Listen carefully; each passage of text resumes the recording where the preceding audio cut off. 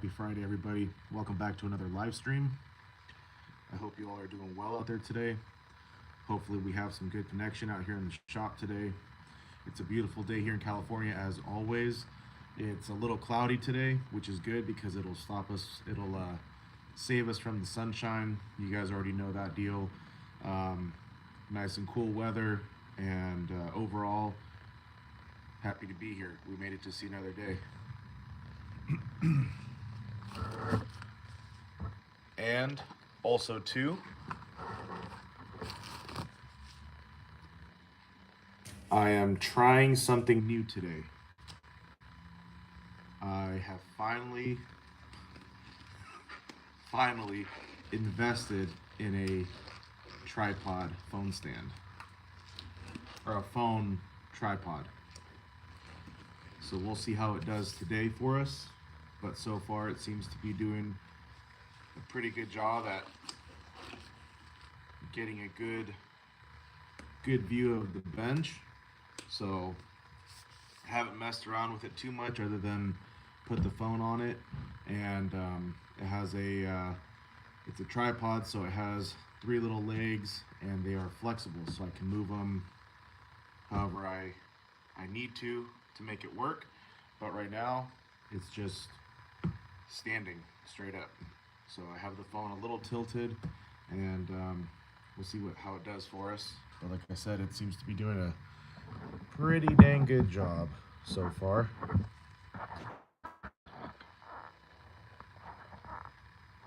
So as usual, I'm gonna wait a few minutes to give everybody a chance to tune in to whoever's gonna show up, and we're gonna continue on with the 2511T build. This is build number 1 out of 2. I have 2 2511s that I'm going to eventually have all built up and running, and gonna do a few little things to them. But this is build number 1. This is the what I'm calling the new Echo. So this is the 2511 that I bought at the power equipment shop that I used to work at. It only has what, maybe an hour of runtime. I just did a few test cuts on it to test out the quarter pitch and tune the carburetor to run the Egan header pipe, and it's been in pieces for about a year. And so now finally I have the time, and I'm in a place now where I can start working on personal projects, and I'm still getting customer saws as well every now and then, but that has kind of slowed down a little bit just because really just because of life, and I was in a limbo where I was trying to find a place to live and all that good stuff. But I won't bore you with all that mumbo jumbo because most of you that have been following along already know that story. So we got Double O in the house. Says, sup, what up, man? So we're trying something new today, and I'm really excited about it because it's something that I should have done a long time ago. And yesterday I finally invested in a tripod to hold my phone, and that way I'm not putting it against weird stuff, and hopefully the audio will be a little bit better. So now we have a fancy little stand, and it's fancy to me because normally I'm using just random stuff to hold my phone up and then it falls, so it's pretty cool. I found it at Target last night when we went to go get a few things for the house. It was $30. It's by a brand called Heyday, just a brand that they have there. It has the phone adapter, or the phone holder, and it also has a GoPro holder, and you can also, depending on what camera, you can also screw on an actual like lens camera on it. It's pretty cool. And it also has the little legs on it. They're flexible. Flex them, to manipulate the view, but right now it's just standing straight up, and the phone, I have it tilted a little bit, but seems to be working pretty good. And it's rubber, so it's not plastic, so it has grip, and it's just, I don't know. It's a good it's a good one so far. So much love to everybody. Double O says I'm going to cut firewood tomorrow. Hell yeah, man, that sounds like a really good day. Double O says definitely better. Can see the table now good. Hell yeah, man. I like it. And I could probably, flex, bend the legs a little bit, but I think I like it like this for now. And then it has a little swivel like ball, so where the phone is mounted, I can swivel it, but right now I just have it all the way down, so that way you can see this, and then I can pretty much move the phone. It's a good phone stand so far, or tripod. So anyways, let's go ahead and get this going. Whoever will tune in. I know, as always, everybody has a life, and it's Friday, and let's just go ahead and get this done. It's a really nice, gloomy day here in California, so usually by now we have the sun beaming into the shop, but right now it's nice and overcast, and they're starting to get a little clear. But that's why I kind of took my time to get out here this morning. Or today, it's already afternoon. Jeez. My last day off from the hardware store. But as far as the 2511 is concerned, we don't have much to go. So I'm going to pick off where we left off yesterday, which is I had put together I'm going to just call it the handle assembly, lockout trigger or lever, throttle trigger, the carburetor linkage, the on and off switch, and then the molding of the handle, and then put in the top and bottom end and the coil, which I ended up messing with it a little bit yesterday. I ran out of time, and but I managed to get it back in because I made a little mistake yesterday, but that is what it is. So we're gonna pick off now, or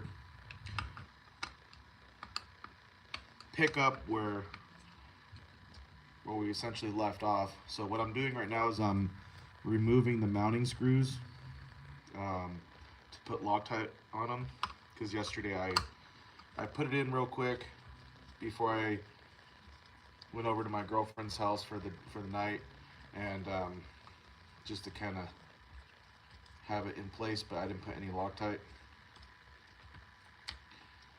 And so I'm going to just put some Loctite on these screws, and we'll move on.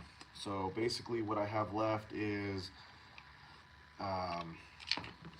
intake boot, and then we can mount the handle on it, and then carburetor, air filter mount, flywheel, which last night, or before I took off yesterday, I looked for the hardware, so that way today I'm not like, oh, I don't know what's going on, and wasting time.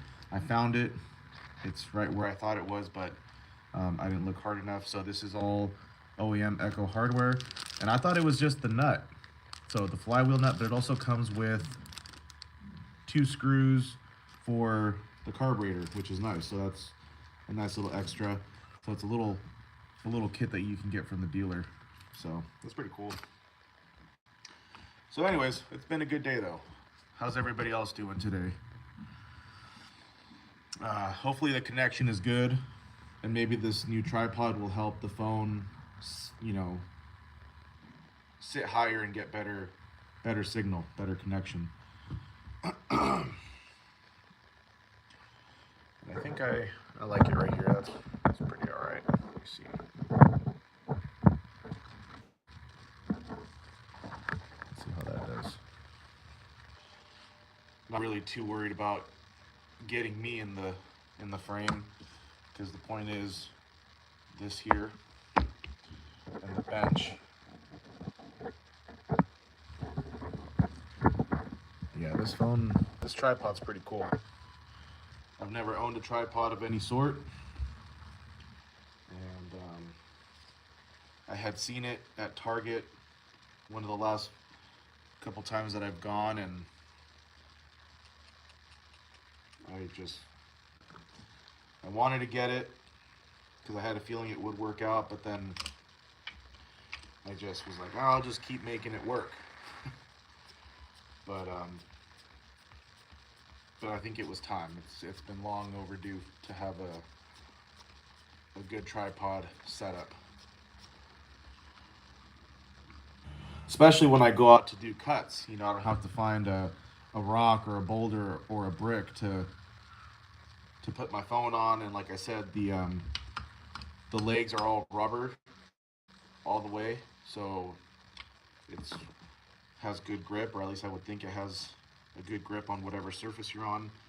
And it has a swivel holder where the phone sits, and then also too, the legs are flexible, so you can get a better whatever you're trying to do. You can just, like I said, kind of manipulate the stance on it of it. Let's see. We got Liam in the house. What up, Liam? Good to see you. I'm glad you can make it. And we got Farmer and Outdoor in the house. My friend, how are you doing today? Hope you're doing good. Hope everybody's doing good.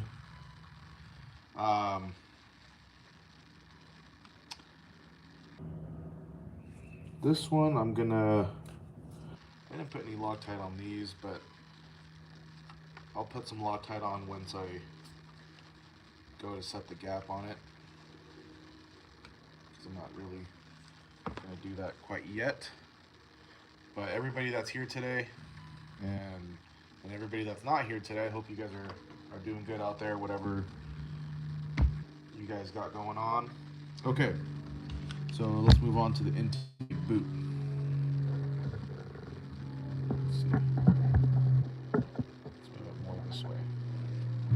There we go. That's cool. That looks good right there. All right. Farmer and Outdoors asks, how are you? I'm doing good, man. I'm doing good. Lucky to have made it to see another day, and it's a good day today. Also says, I'm not great. Well, that's not very good. I hope whatever's going on it gets better, and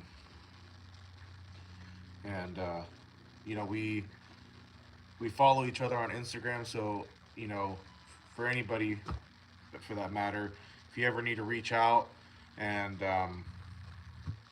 just kind of vent about whatever's going on, or you just need somebody to say what's up to, or hear you out. I promise I'm a good listener. Sometimes my advice might not be the best, or my whatever, but I can definitely listen to you and just be there for you guys in any way that I can, because I think that's important in life, to be there for one another.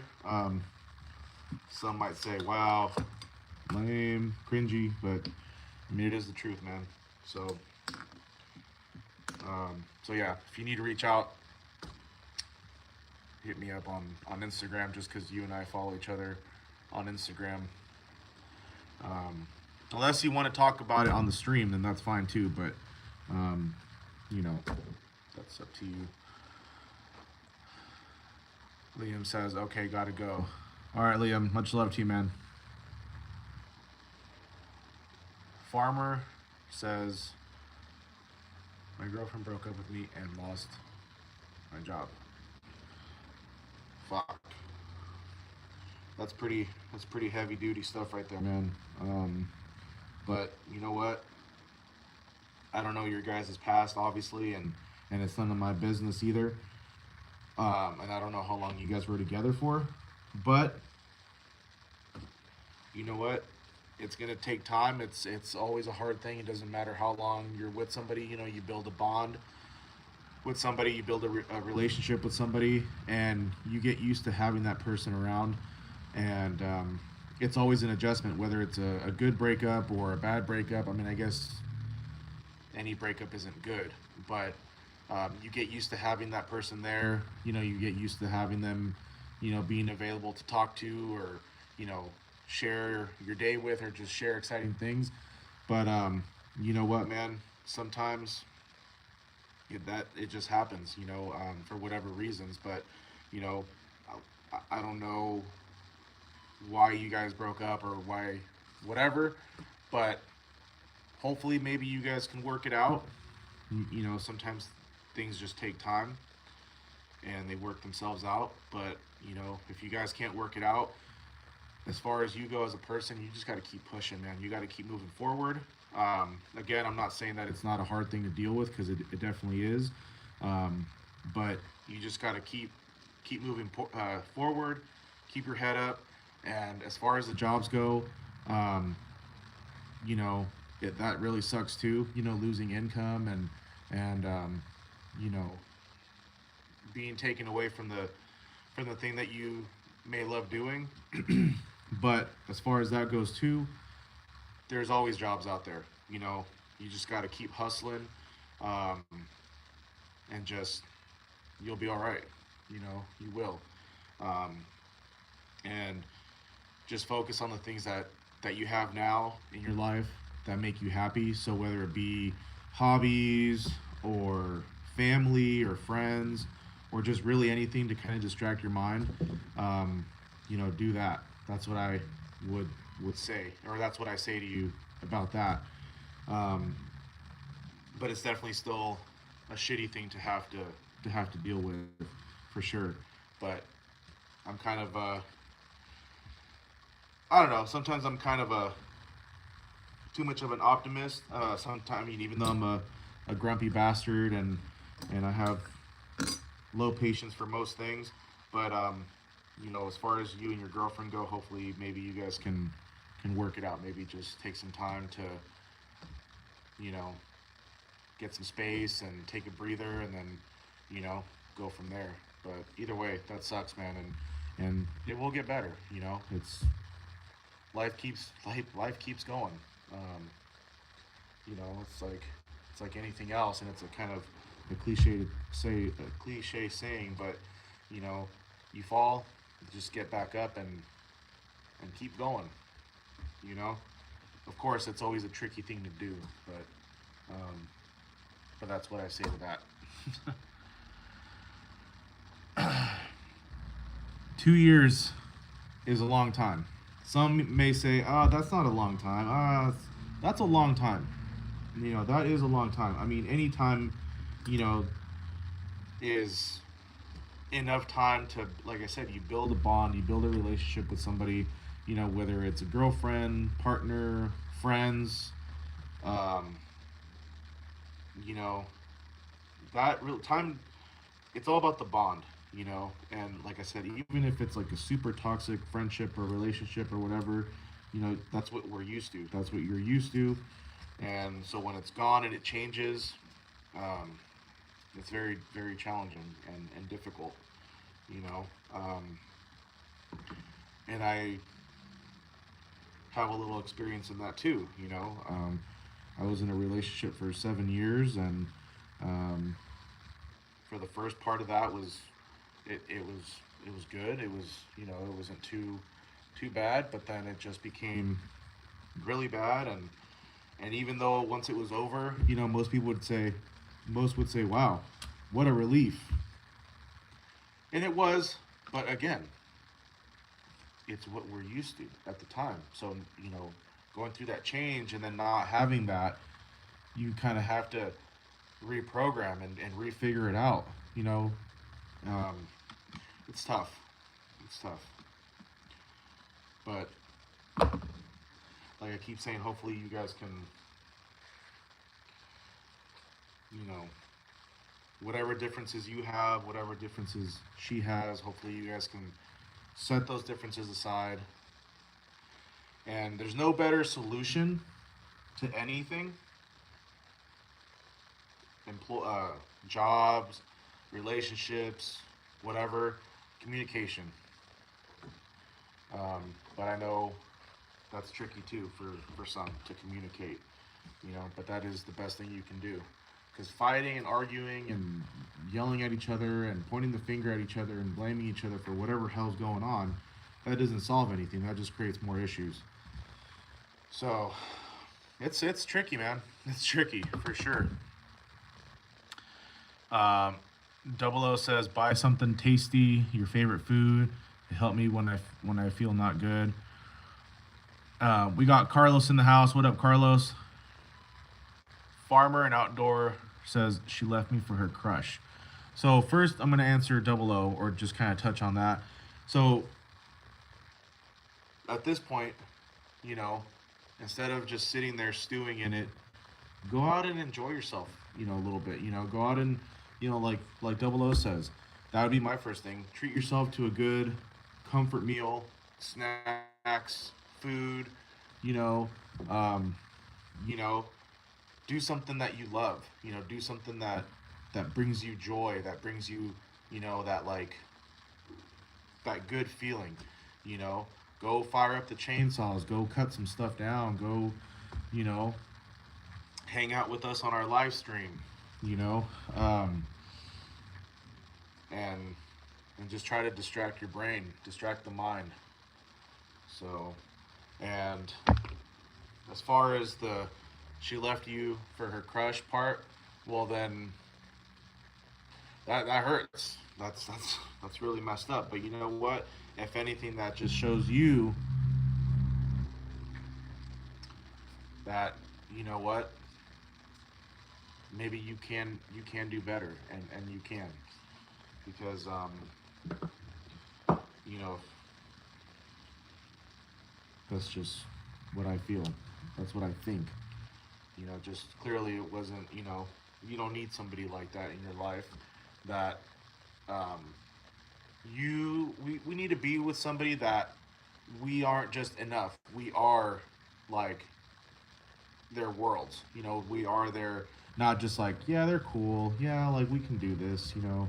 I don't know, it's tricky, man. I'm not going to get into all that because I definitely have my issues, and I still, you know, I don't know. But if that's the case, man,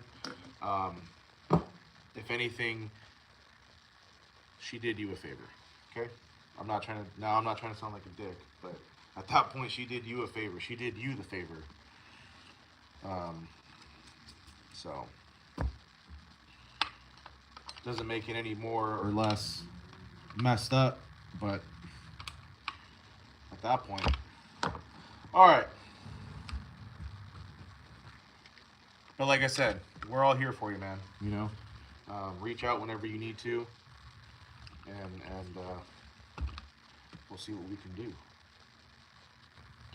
All right, now I need to figure out this AV. So now I'm going to go ahead and get ready to mount up the handle, which means I need to figure out the AV here.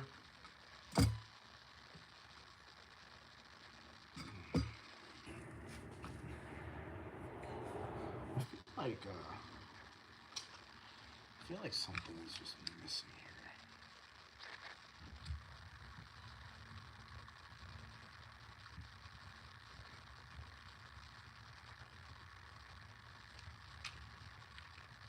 Because one spring goes here,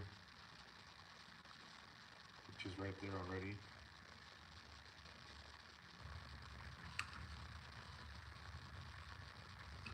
And the third one goes up here, I think. It goes like right. No, that's already there.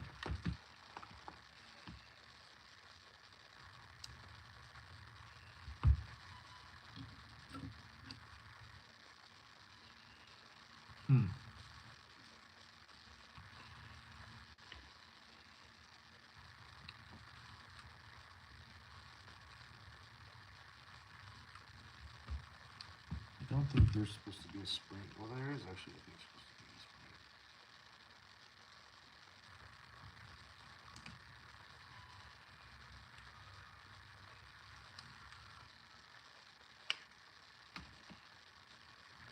Oh, yeah, okay. Okay, there we go.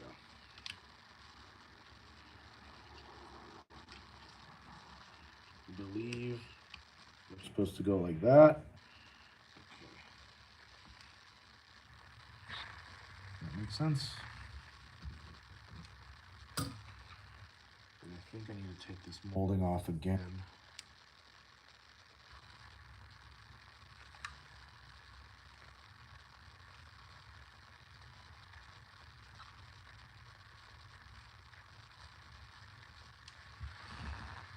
Let me see.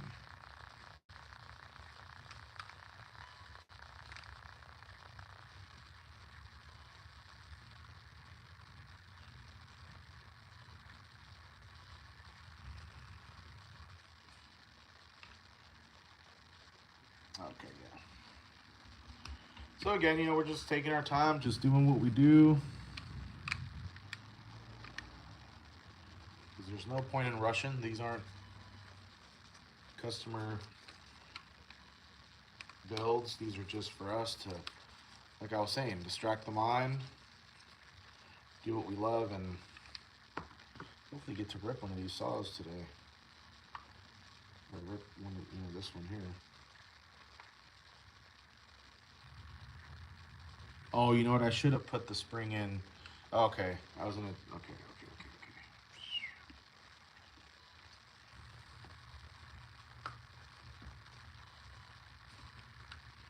But I'm not too worried about. Hopefully that view's all right. I'm not too worried about the all the linkages and everything flying out, because now we know how to do that. Okay, so here we go.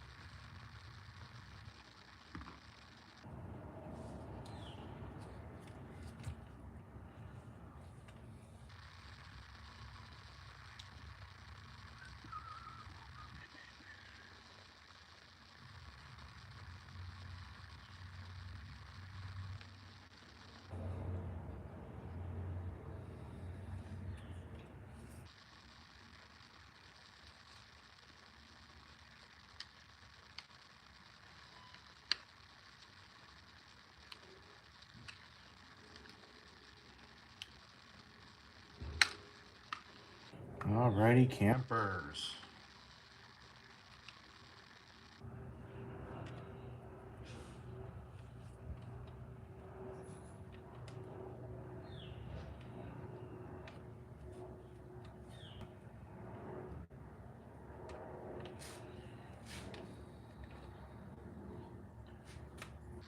Something else that needs to go there, because I'm not really sure.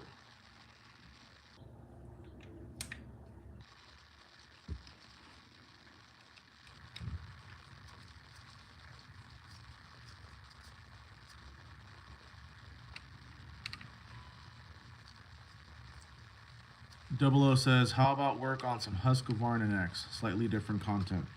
No, yeah, that is definitely the goal. Well, the thing is, I don't really have too much Husqvarna. I mean, everything that I have in my personal collection is a couple of these Echoes, primarily all steel, and then I do have a couple of Husqvarna saws, though. I have a, what is it? I have a 51. I believe that's what it is, a 51, that a customer of mine gave me. He was gifted it, or like so he works in tree service. He went out to do a job, and the gentleman that he was working for, doing a job for, said, hey, do you want this saw? It's not a bad looking saw. Don't know if it runs. And he brought it to me, and it's in like pristine condition, although I left out some of the parts when I was at the old shop, and it got a little, you know, so I need to buy some parts for it. And then anyways, and then the cool one that I have is I have a 288 XP. So that was actually part of my plan. Once I get through these builds here, and then the home light that was brought in a couple days ago, and then the 27 AV that I'm gonna do a giveaway on once I have it all running and whatnot. That was the next thing that I was gonna pull out in storage, because I do kind of want to work on something different. So it's a 288 XP.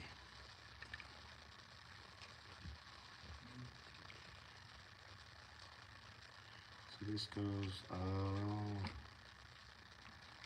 me see here.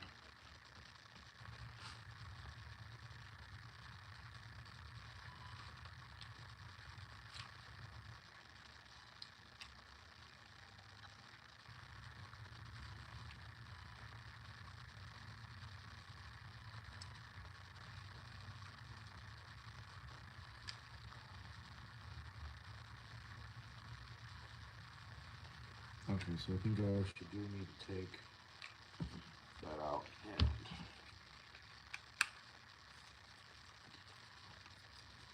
so yeah, 288 XP.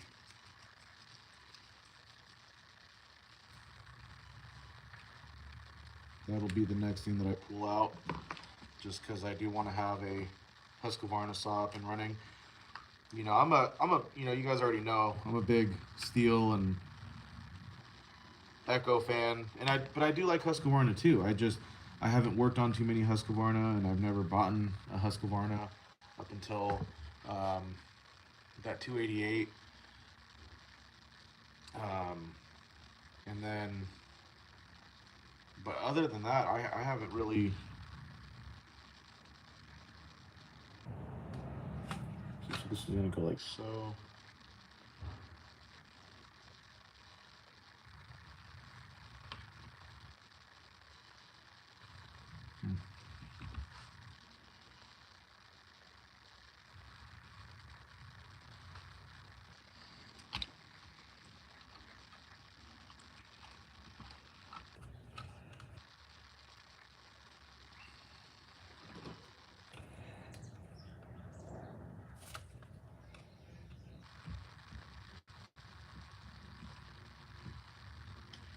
So right now what I'm doing, I'm just pulling the intake boot through the handle. And anytime you're doing that, just be very careful that you don't puncture or tear it.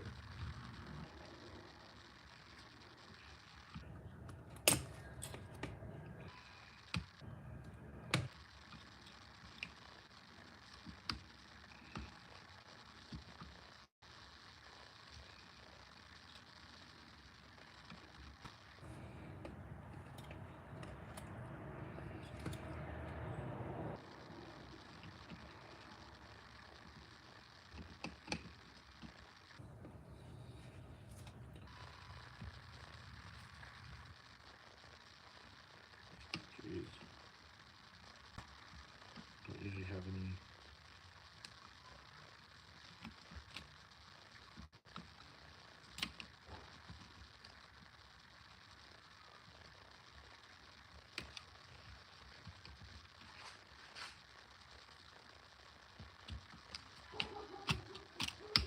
There we go.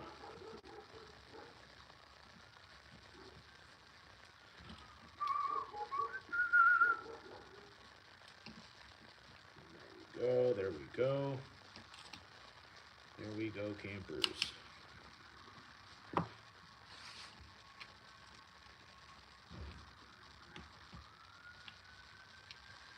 The papa was coming.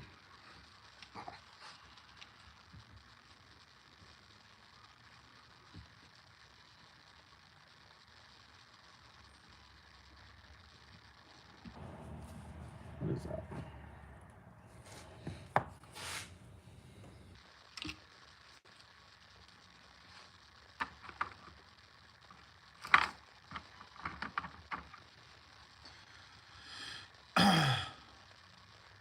Double O says old Huskies are nice to work on. Everything is so simple. Can't say the same about new ones though. The newest ones that I've ever worked on, or the newest Husky I ever worked on, was a 572, but all I did for that was replace the coil. I didn't have to dig too deep, but it was, oh, And actually, I forget. I also have a 564. Um, Customer brought it in, had a really bad scored cylinder, piston and cylinder. Long story short, they said, you know what, man, fuck it. Like, I'm not even gonna put money into that. Um, just hold on to it, keep it, do whatever you want to do with it. But I ain't doing nothing with that. So I also have a 564. And I normally I can clean it up, you know, like sometimes I can clean up the piston and the cylinder, but that one's bad. It's just like really gouged up, and it's just I'd have to do a pretty intensive honing job on it, and I just it gets tricky, you know, to do all that. All right, there we are.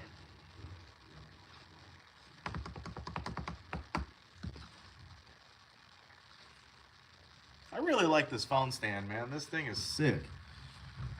Wow, it's amazing what the little things can do, you know? It's great. Great.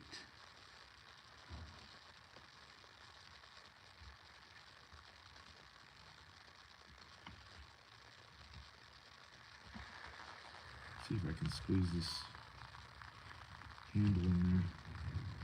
Should have probably just taken the chain brake off, but you know, what are you gonna do? What are you gonna do?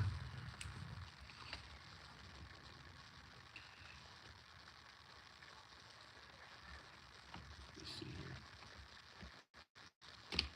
See if I can. Ah, boy.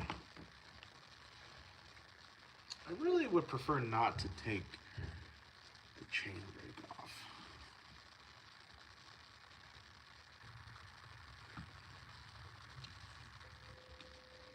Now I'm trying to figure out how I actually even took this handle off.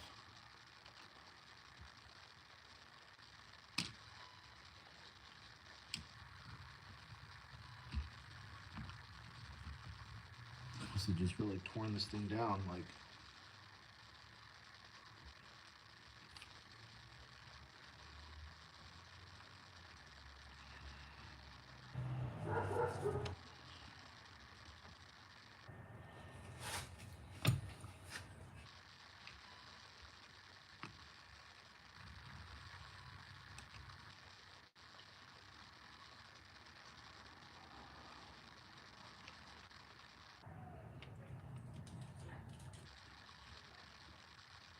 There we go. Maybe.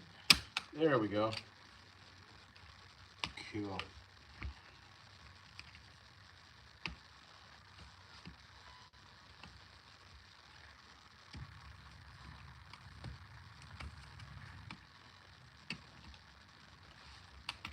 Should have put that little thing in first.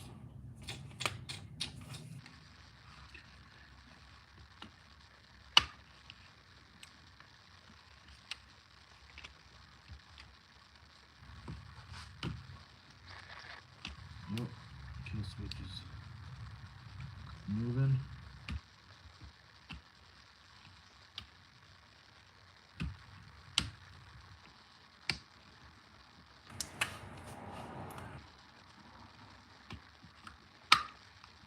Okay.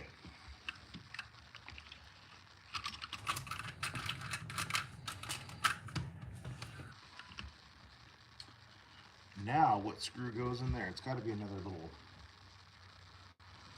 shorty screw. Well, first, let me put this one back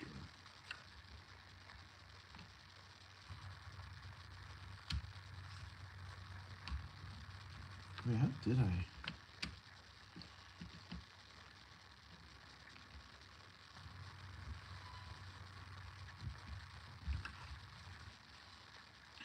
We got some guys saw shop in the house. What up, man? Long time no see. How you been? I mean, we just talked recently on Instagram for a short minute, but how you been, man? Hopefully everything's good out there. Probably getting snow now.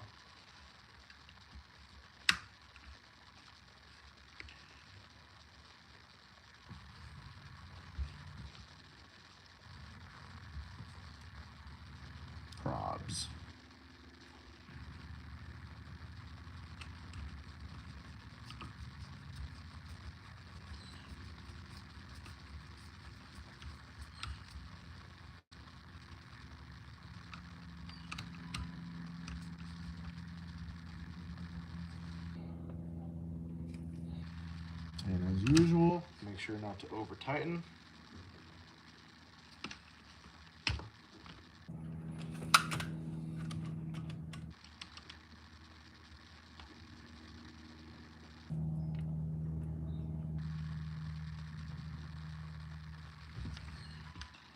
So what screw could go there? Let's see.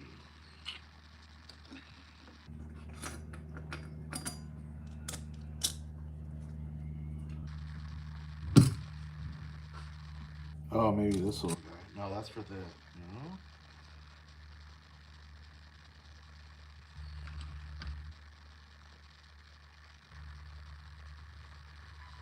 Oh, yeah.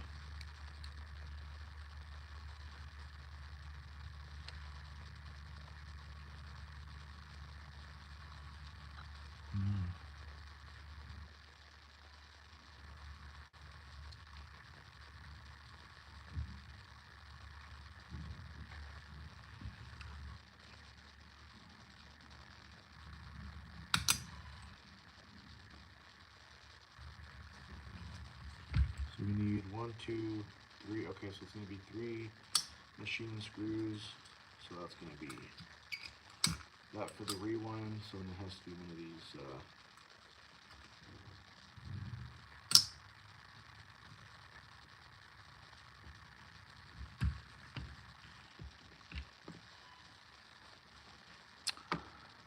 Some guy says, I've been good, busy with work, been taking down some monster pines. Hell yeah, man. I know, man, you're always cutting up some big wood over there.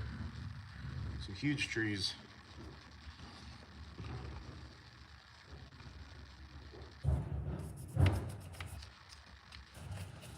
You know, I didn't realize how long it's been since I've realized how long it's been since I've messed with these 2511s, and I thought I was gonna kind of breeze through it, but it's like, there's not much left as far as hardware goes, but the thing is, so that one's gonna be a machine screw. So,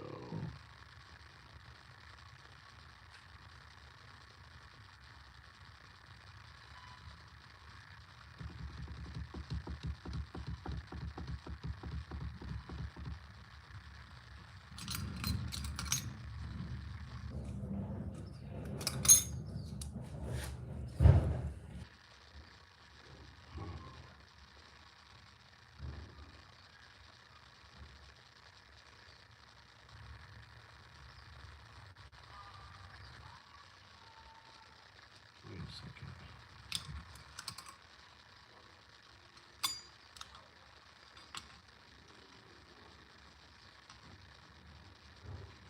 So this is not going to be a machine, or that's going to be a machine screw, but I only have 3 machine screws, and when I say machine screws, I say fine thread.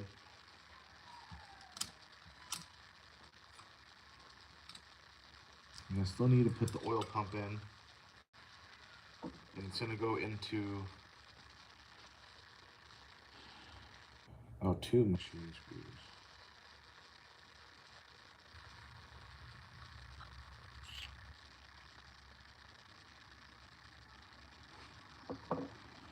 But the only machine screws, let me see, still have quite a bit of, let me see.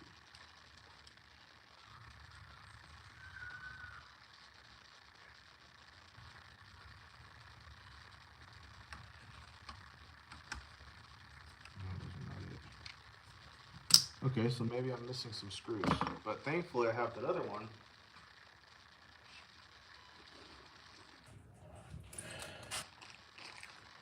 That other 2511, so now I can see what I.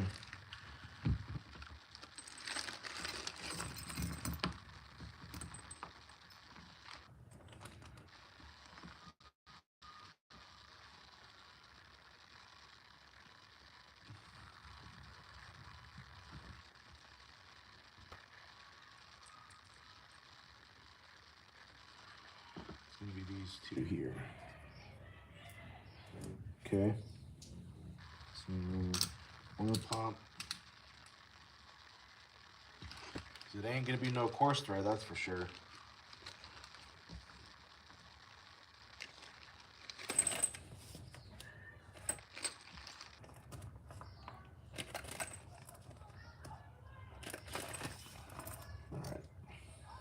Should be okay now. I'm gonna leave this stuff out just in case.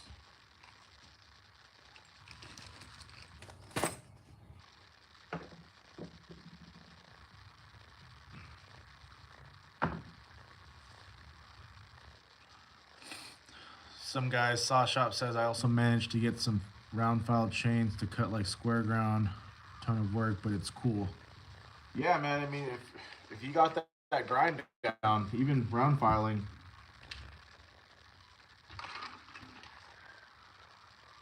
you get the rakers at a good level, they will rip. Okay.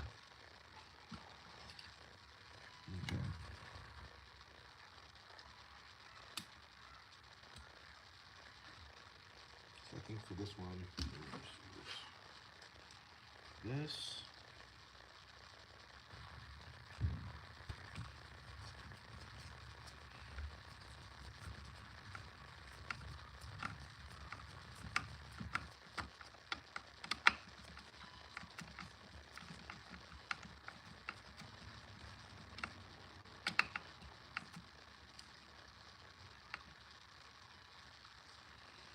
Okay, our handle AV is on, spring, suspension, whatever. Man, let me clean off this.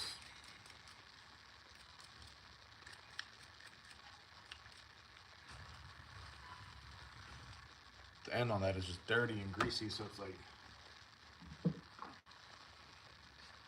For this one, I'm going to use good old Super Clean.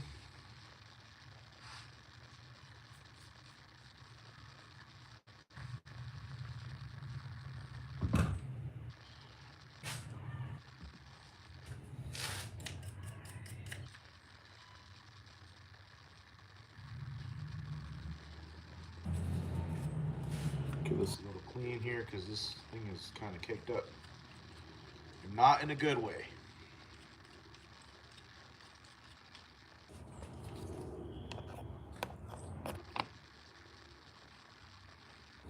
Shop towel here. All right. Let me see. Oh yeah, that's nice. Very nice. All right.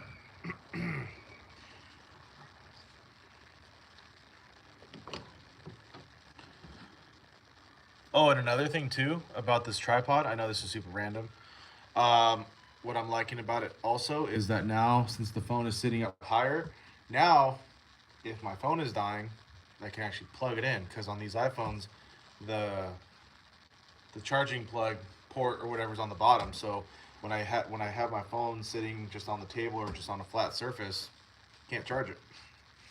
At least not easily. So another benefit to having this tripod now. It bites in like square ground for falling and clears chips even faster. I have to remove the gullet with a 1/8 file under the top plate. It's all about finding a system. I think that's why hand filing, it's nothing against using a grinder, you know, but I mean, hand filing, you can really just, you know, file it to your liking, you know, to find what you like and what works. There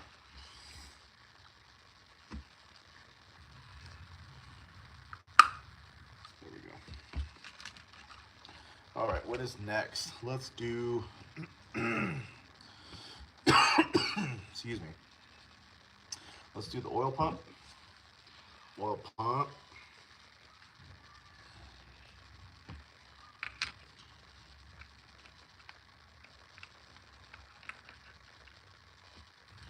There's not much left on this to do.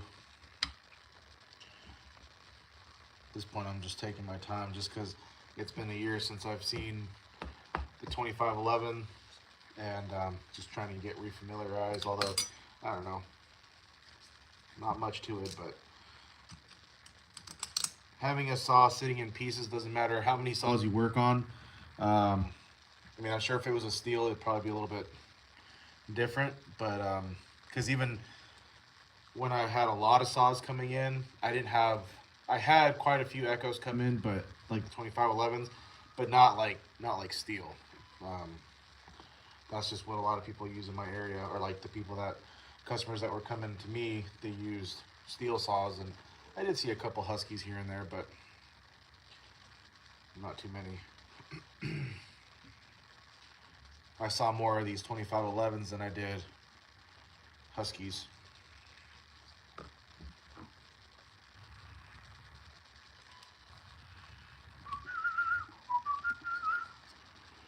But working on this, this 2511 is more than enough to get refamiliarized. It's just, plus it won't be the first time that this thing gets put back together, because once I get it running and just basically just hear it run and see it, oh shoot, I'm gonna take it apart again and work on the cylinder. Do some cylinder work, but that won't come for a while. But for now, Egan header pipe, quarter pitch conversion, and a 12-inch steel Roll-O-Matic Mini. And just see what that does. A little timing advance. But the main thing is just get it put back together, because I miss having my saw put back together. I miss just seeing it. And plus, it's just like, I don't know, less clutter too. Let's go ahead and connect the line. Boom. Let's go ahead and do now the, I'm gonna do the flywheel last on this one. So let's go ahead and get the rest of the handle on there.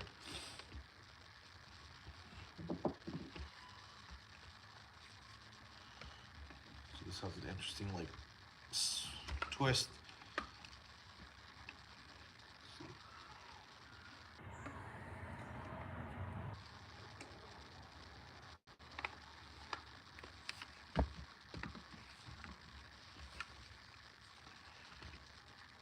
Still trying to figure out what this one goes to.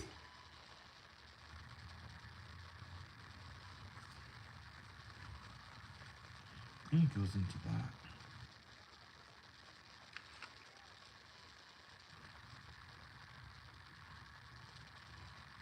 Yeah, I think so. Okay.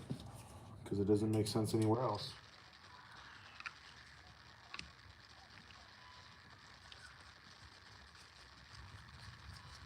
Yep.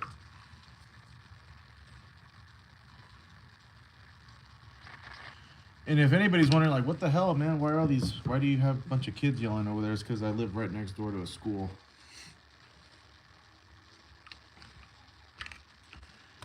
Yep, there we are. Look at that. Boom.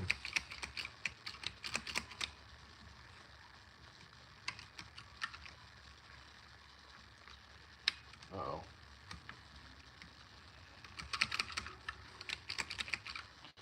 Something's not good in there. Something must have moved.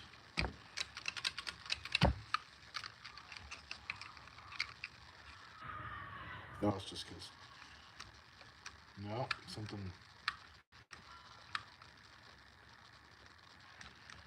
Something moved inside the handle. Shoot.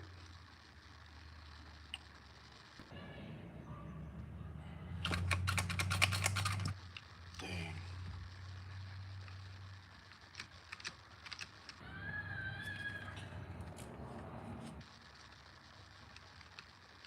Okay, well. Time to take the handle molding off again.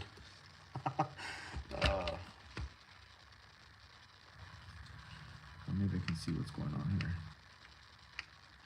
Ah, nothing moved. So it's not this screw. It is the one that goes right here. That's kind of what I thought it was. Because the head of the screw is interfering the throttle trigger. This one goes here, I'm pretty sure, though, actually. That's what I thought originally, but then I was like, no. Yeah.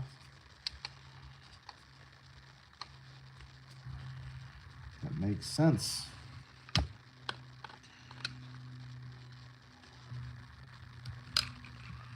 So now the one that goes there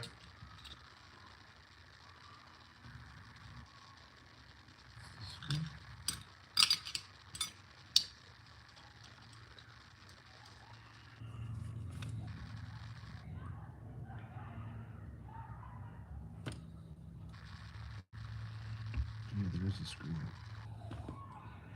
It's supposed to go there. It's this one.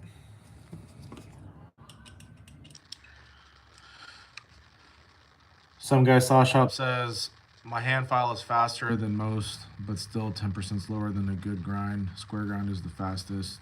Have you seen the 2026 prices for steels? I haven't. I haven't really. No, I have not. Not to mention, here in California, they're getting rid of everything that's gas. As far as like, well, everything, anything under 45 cc, you ain't gonna get it here in California. And I really would like to get a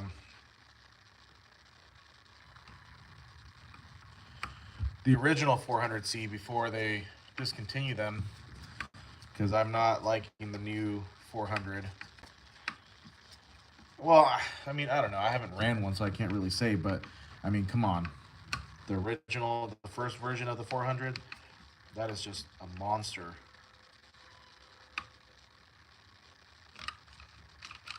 Right, there we go. Now, put this little grommet on there. Oh.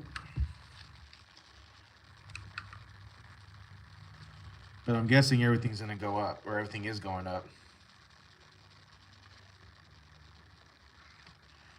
I think actually, hold on a second. Someone told me, someone did tell me that steel, yeah, that they're getting high on their prices, like parts wise and whatever. Somebody that came into the hardware store that I work at, and they're like, dude, and I think they also work on small engine stuff, and they're like, that's freaking nuts, man. But you know what? We got to do what we got to do. And if you're running a business, then yeah. And if you're trying to get your saws up and running, then yeah, you're gonna pay, I guess. But damn. All right, so we're all good there. So now we can move on to the carburetor. I'm gonna go ahead and get this line put in now, because it's happened before. You know, I'm all excited because the build is all done. And you know what? I should have. Oh boy.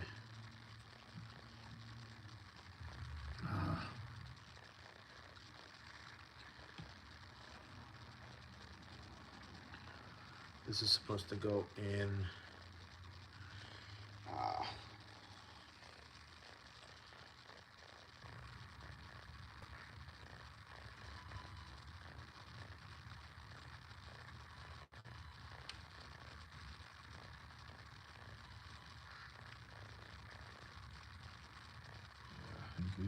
I goofed.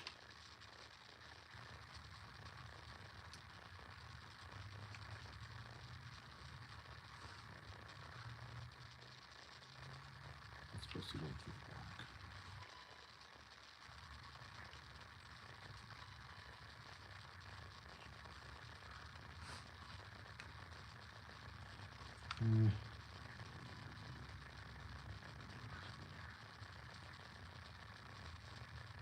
Oh, actually, no. Let me just put it through right here. If I can get to it in the back, which might be a little tricky.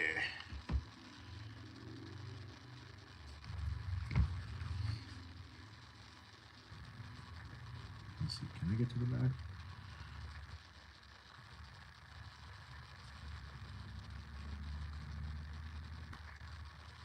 No, I have to put it through there. Okay.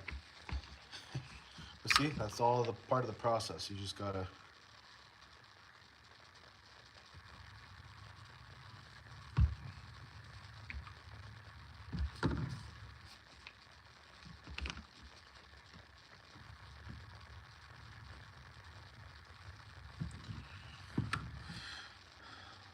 Double O says is asking what is so special about the 400. It's just a really good, light, just fast chainsaw. Really, the only thing special about it, I would say, and some might say, "Wow, big deal." It has a magnesium piston, and I don't know if that's what gives it its edge, but man, it's a badass chainsaw. I mean, it just rips. So it's literally like a mini power saw. I mean, if I were to go buy, if I was in the market for like a medium size, smaller-ish saw, medium size, I would go straight to the 400. I would skip the 261, skip the 362, and go straight into the 400. I mean, it can push a 28-inch bar, no problem. And really, man, honestly, shit, it could push a 32, no problem.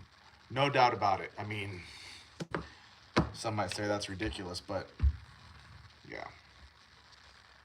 And then you can put a full wrap on it if you really wanted to. They don't actually make a full wrap for it, but you can use the full wrap from the 362 onto the 400. My buddy Alonzo has one with the full wrap, West Coast bark box, and I believe he's got the dogs on it. And boy, and a West Coast air filter. And then you port them. They're great. They're great.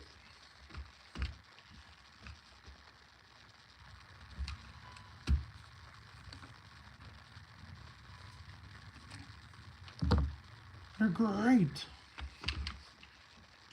Sure, buddy, sure. Sure, they're great.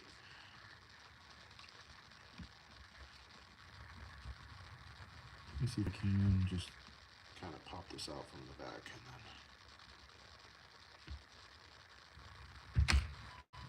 then. Yeah, that's the stuff. I want to go.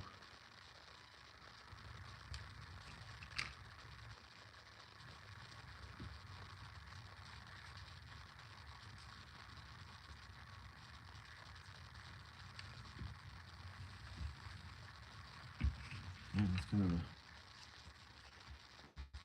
tight fit.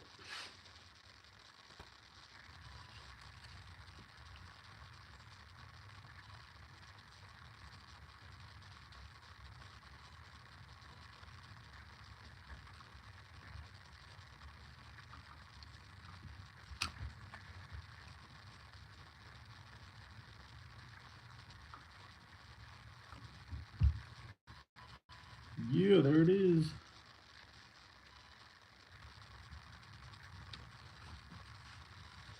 Now we got a little sunshine coming through now.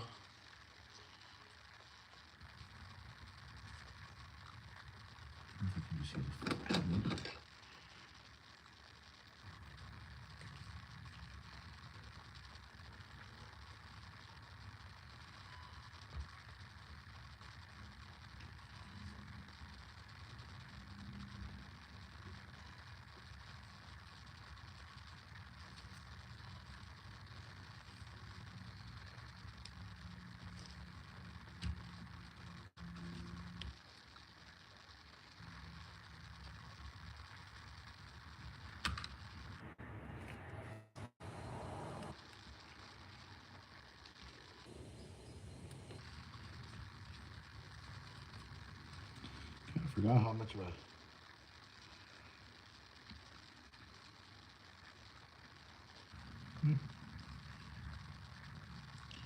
not too bad, not too shabby.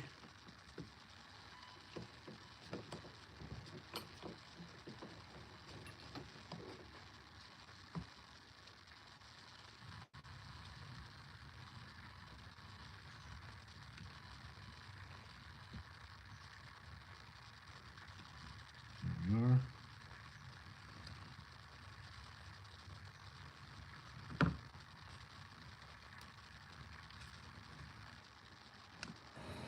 Maybe go in a little more.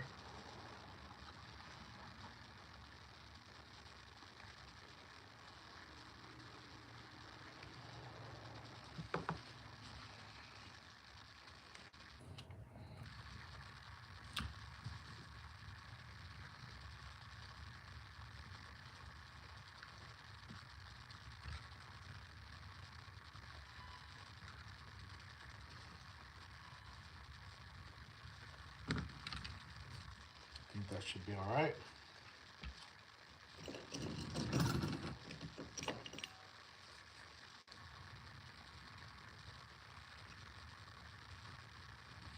Let's see if we can get a little bit closer.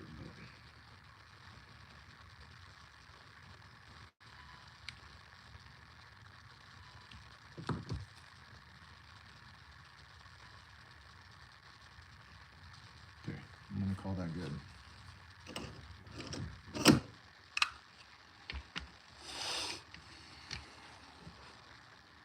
00 says, damn, full wrap handles look so badass. I would buy one for $365, but I can't find it where I live. Do they make it for a $365, or you just can't find it there?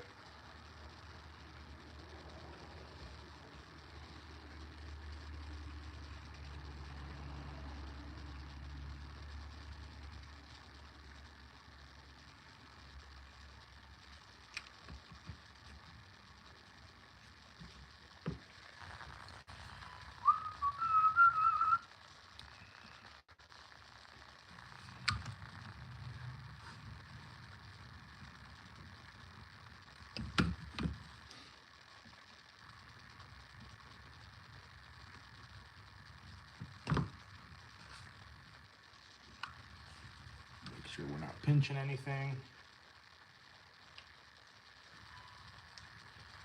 We're looking good, looking good. Let's get this line in there.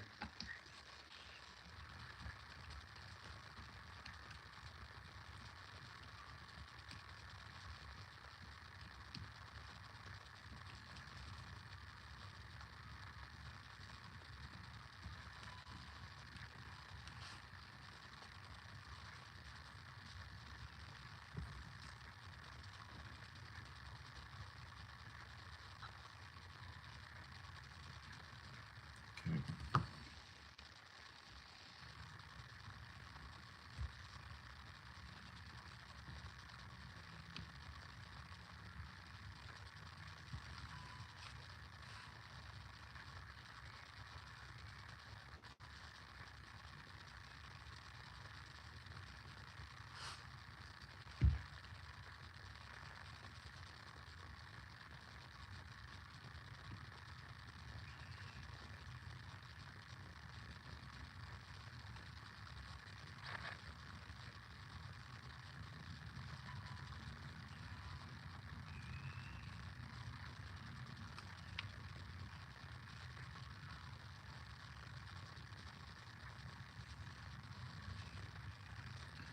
Just routing my lines, making sure, although I don't have that little dust cover that goes on top of this, but for now it's okay.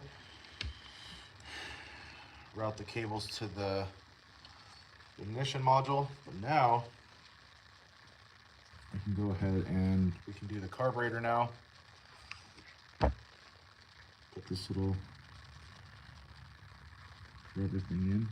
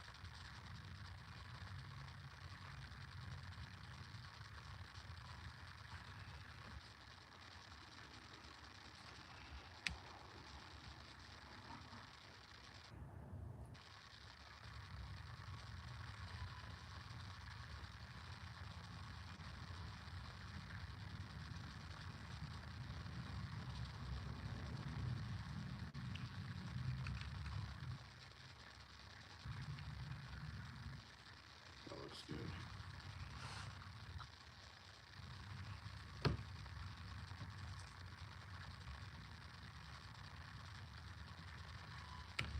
Oops.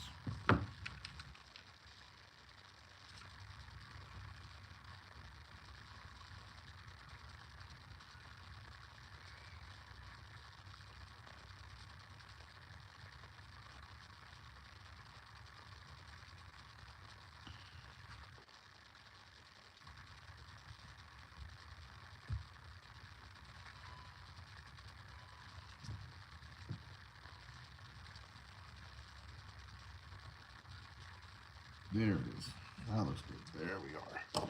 So really what I was doing there, I was just putting this little rubber grommet in there. And then the other important one is this little guy here goes into the intake boot. Don't want to lose that. But let's go ahead and put that in now, since I'm going to put the carburetor in. And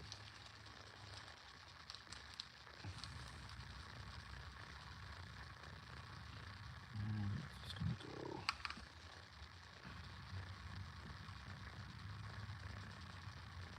in like so. So that little grommet or whatever that is goes right in there. All right.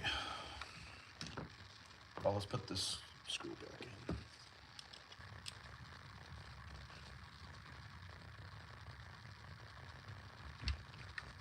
Let's put the handle on.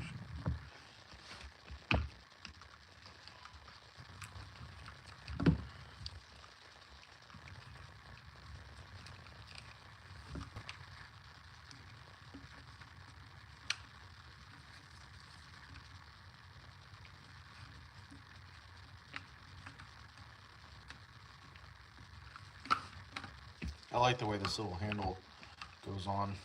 It like twists on, and then you just gotta screw it down. There's the sunshine. And I'm gonna do what Double O was saying and put a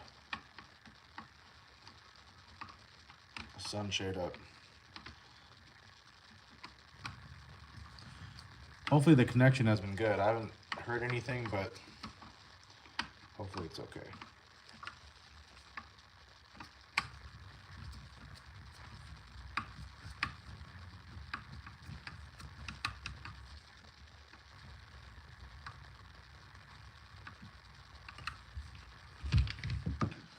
Let's screw this thing down.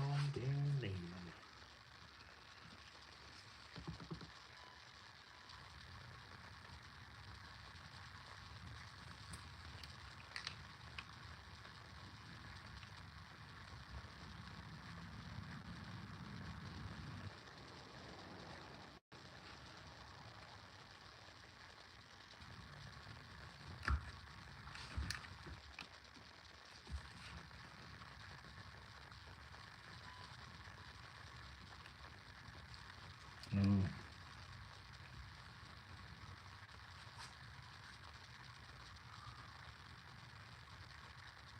Wait a second.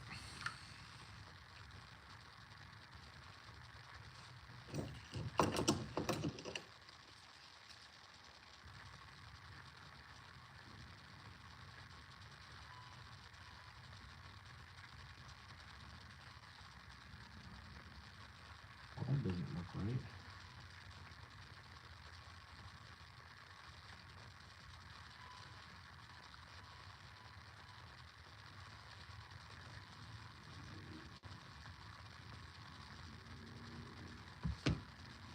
What the heck did I do here?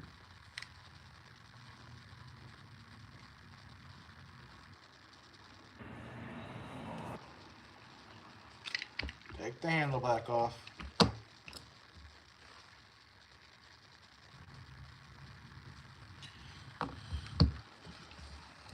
But I guess this is the point of taking your time also, because then you see all these little details and you catch things.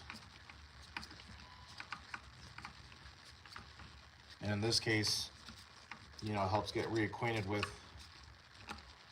the 2511 or whatever you find yourself working on. As much as I'm eager to fire this thing up and start tuning it and getting it into some wood, it ain't gonna do us no good, or it ain't gonna do me any good if it's not put together right and everything is just not how it's supposed to be.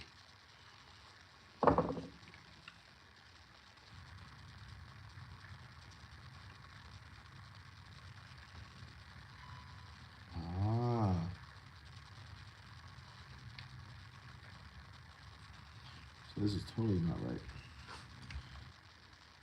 I think what I did here was I just left this on so it doesn't get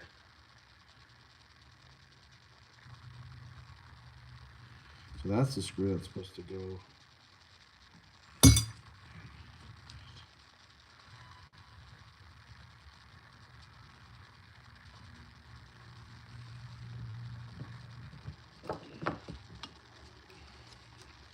And oddly enough, I mean, it's not odd, I figured it would, but it's all coming back now as far as how things go.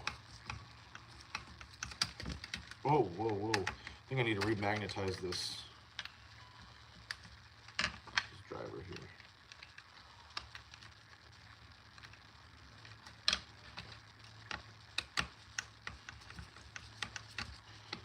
I just haven't used hand tools in a while because I was used to just using my impact, and I'm going to get back to that because it's just a lot quicker. Which actually, that's what I should order, the Torx bit. The steel Torx bit. So that's how that's supposed to go, and then that goes in like so. Yeah, brother.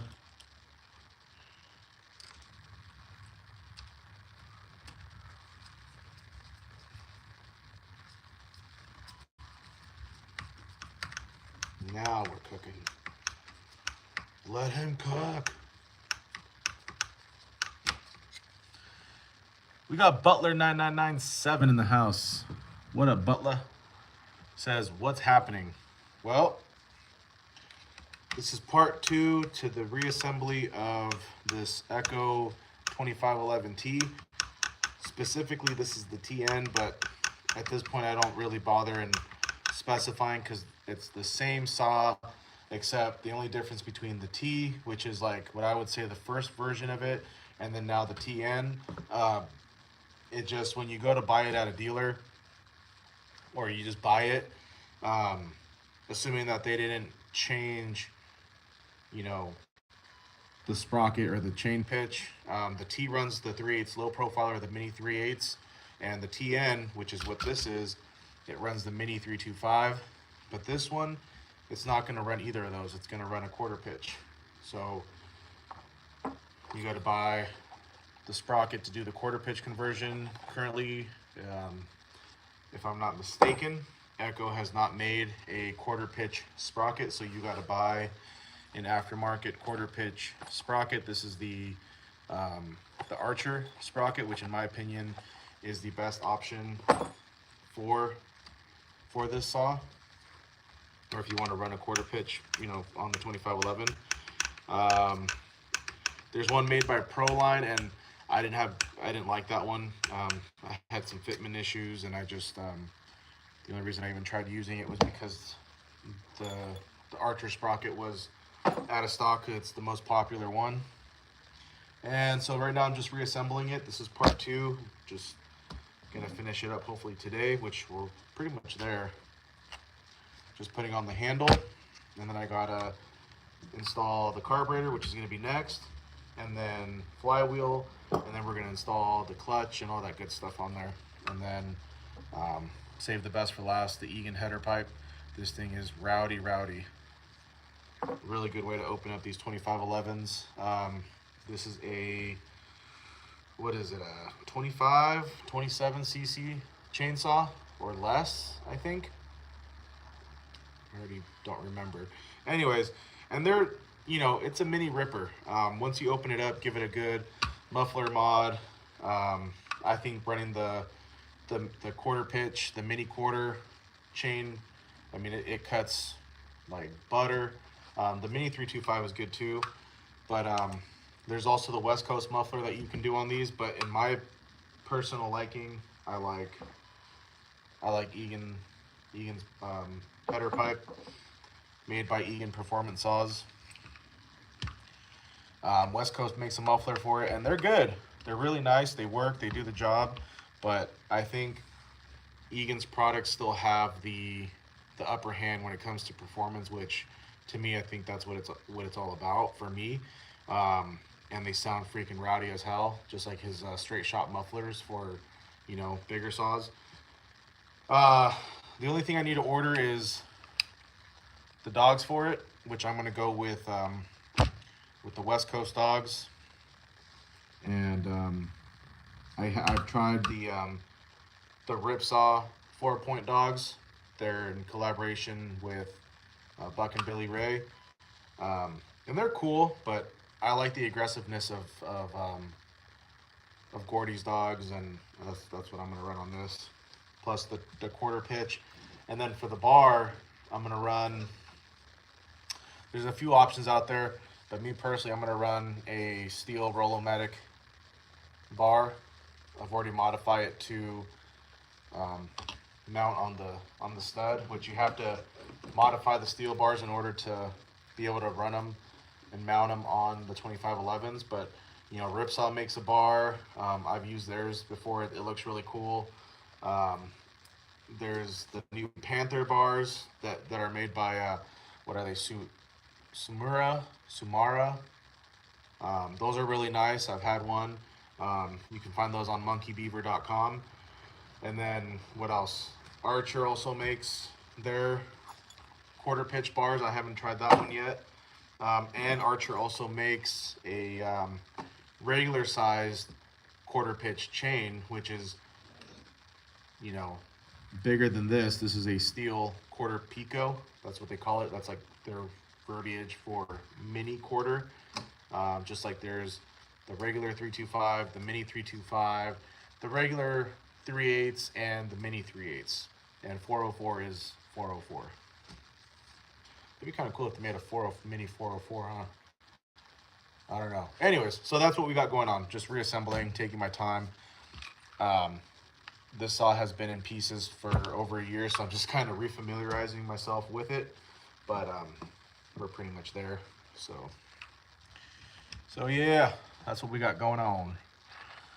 Butler says I opened up my muffler. What would be a good carb setting on that?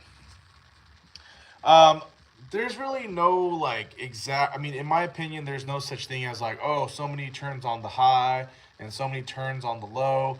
You just gotta play it by ear, you know, and of course different conditions will make it run different, but basically you want, you know, you don't want to run it too lean, right? So you want it to have that little, you know, 4-stroke at the high end, and then of course you don't want it too lean on your low, because it's just gonna basically high idle, and you know your chain's gonna be spinning, and it's just you know, when you go to hit the throttle, it's basically just gonna like bog out because it's not getting enough fuel. So you just want to find that balance, you know, and then depending on, you know, how, you know, the muffler that you're running to is going to depend. So there's really, I would say, in my opinion, there's no like what's a good tune on it. It's just, you know, you just got to tune it accordingly, you know, to weather conditions. If you're really going to be out there cutting in different elevations, you know, that's going to make your saw run different too. Temperature, just a lot of different things. So, you know, a lot of people want to know, well, how many turns on the low and how many turns on the high? And, you know, maybe somebody out there is that good where they can say, okay, you want to go, you know, 2.5 turns on the high and whatever on the low. I'm not that, you know, I don't think there's such thing as a, like, one tune. Like, it just kind of just depends. And I'm sorry if that didn't answer your question. That's my opinion. You know, you just kind of have to tune it accordingly. You know, just got to mess with it too.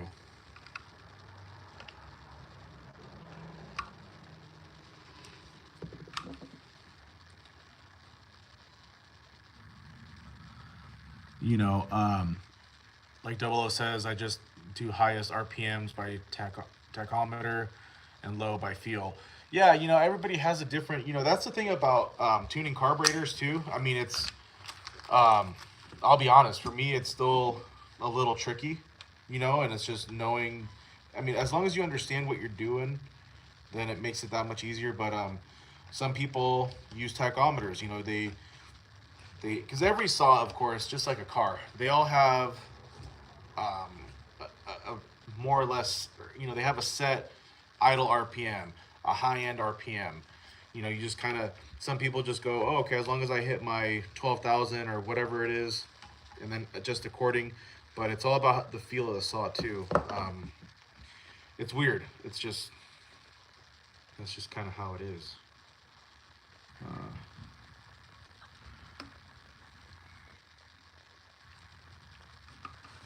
But yeah, you just got to feel it out. Ooh, that sun's out now. It's not too bad. We can bear through it because we don't really have much left on this, anyways.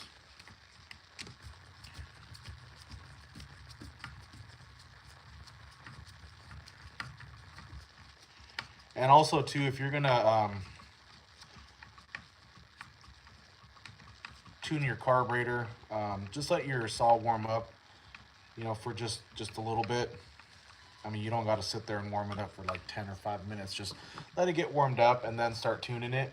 And the way that I was kind of taught, and I've kind of picked up on how, you know, you always want to start off with your low end, and then at the end you want to do, and then you want to do your high end. And then once that's all dialed in, if you do need to adjust your idle, then you do that last. So you start off with your low end, you know, get it to idle, get it to stay on, you run it, see how that does, and then you move into your high, and then go from there.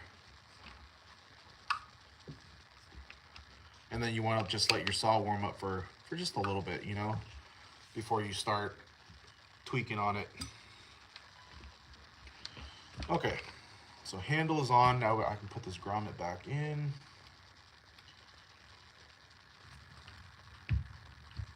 Here we are. We're looking good. Carburetor time. This carburetor, I can already tell the last time I was trying to, it was my first run with Egan's header pipe, and it's when I was first really starting off to like tune with like modified mufflers and stuff like that, and I was having a hard time. So I can already tell I went super high out on the high, because you can, the needle is just like barely in there. So I'm gonna put that in. Egan's header pipe really increases the airflow. So in this case, you know, I'm gonna open up the low end pretty good. You know, let that fuel get in there and then go from there. All right, let's get this carburetor in there.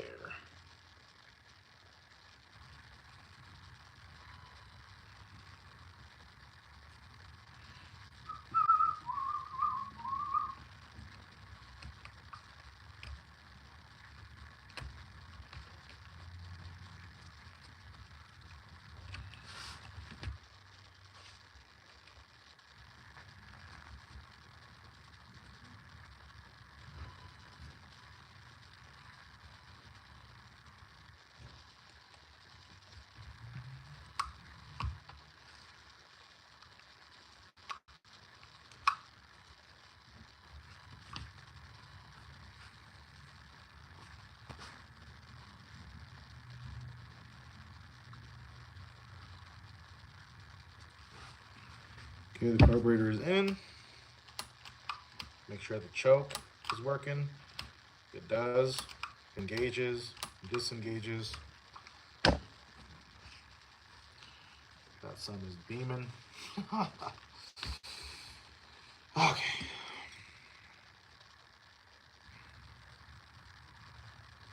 Oh.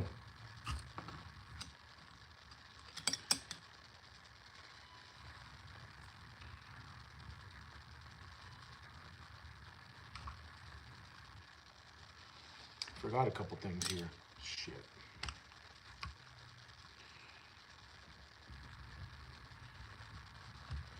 Well, one thing for sure on this.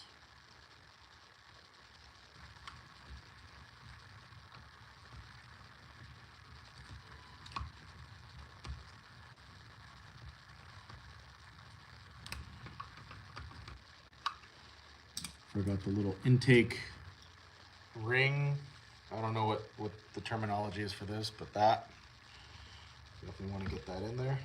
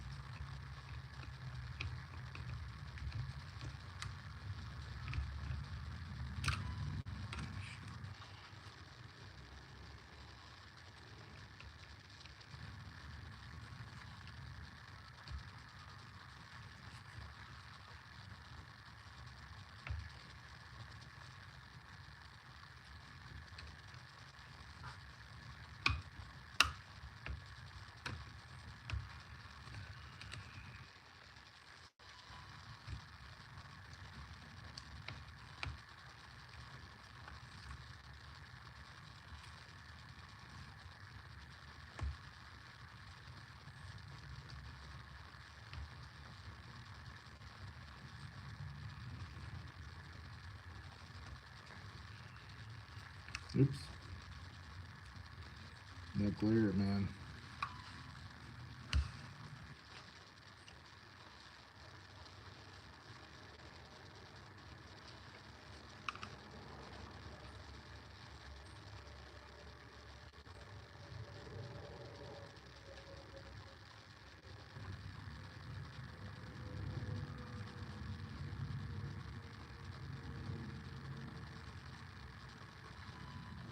Okay. Ooh, that sun came in hot. Freaking glare. Look, now I can grab my little tripod and be all fancy and show you guys, like, oh, wow, sunshine. Yeah, let's move it over a little bit. Well, either way, my feet are still going to be in the... Let me just move over this way now.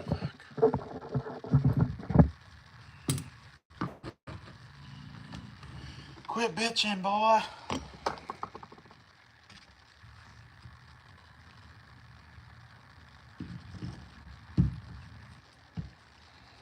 Okay, I can put this little thing in. This is our air filter.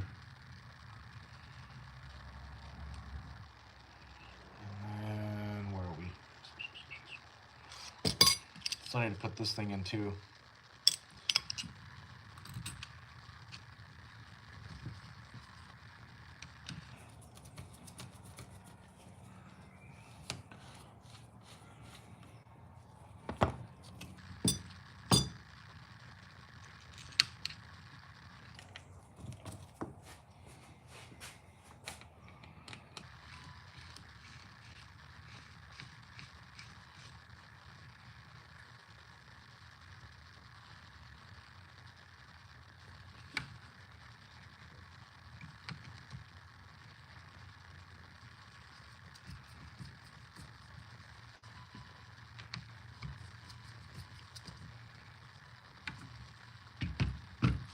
Wow, look at that. It actually looks like a saw now.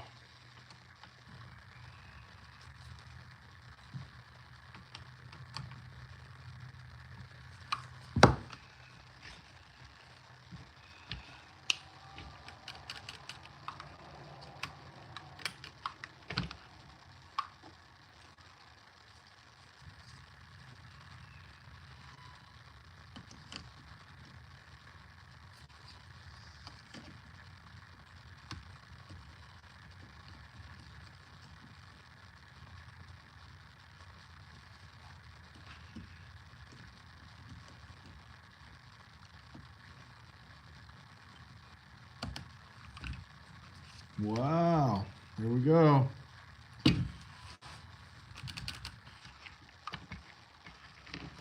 this little piece just goes right here. So that's when we put the rewind in.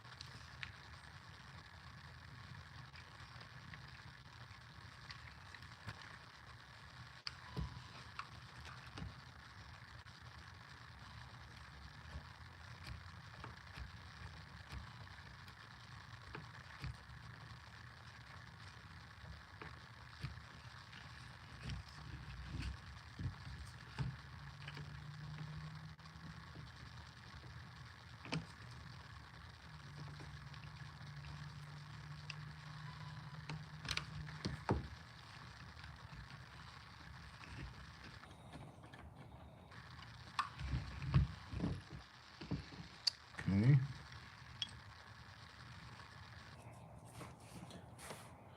That's weird, because why do I have an extra?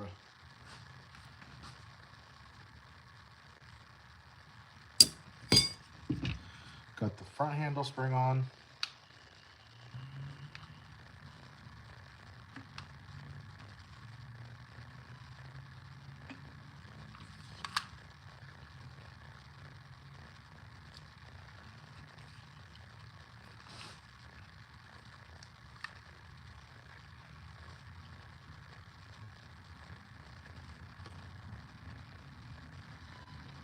Oh, was it the... Oh, hold on a second.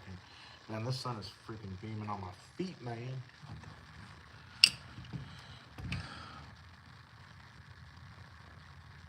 We got... I don't know how to say your name, my friend, but I seen you out here. Much love to you. Hope you're doing good out there. I think I goofed up on this.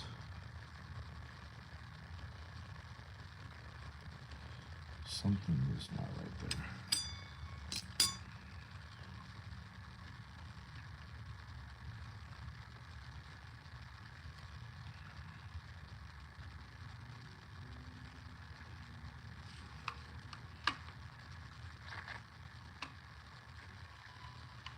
Something there is just weird. I don't think that this screw was the screw. Because what else could it be?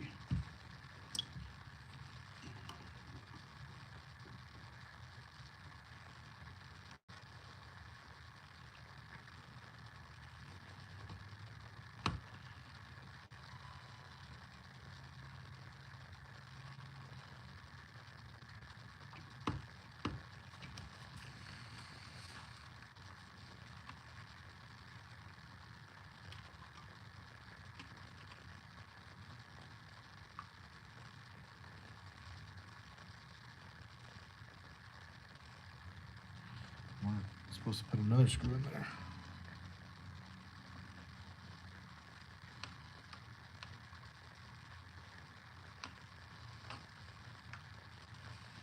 Huh.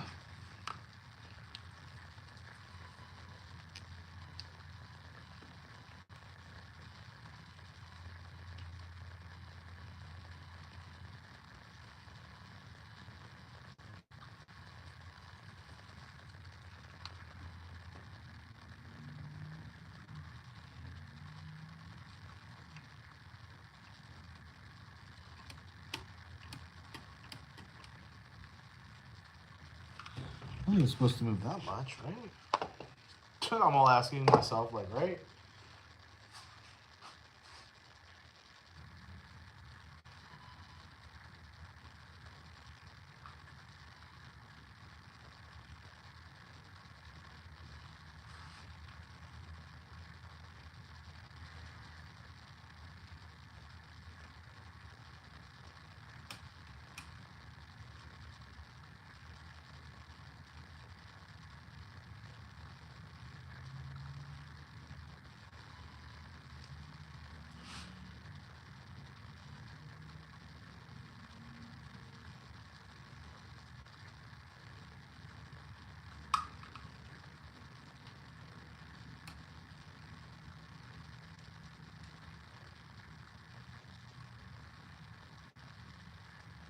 Or maybe it is, I don't know. I just feel like there's too much play there.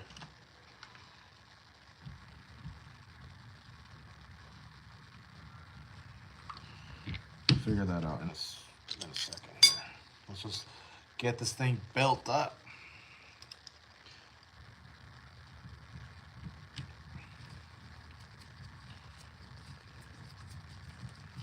Worst case, I may have to do a little YouTube University as I do with everything. That's how I pretty much learned how to do what I'm doing. Well, really, I just kind of got into it, but certain things you just got to look up sometimes.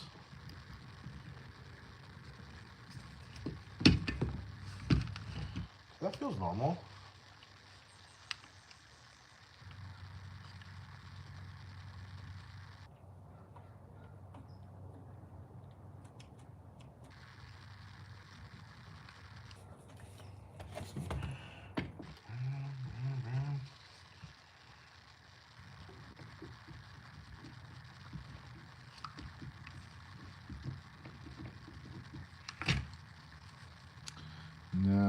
Oh, you know what?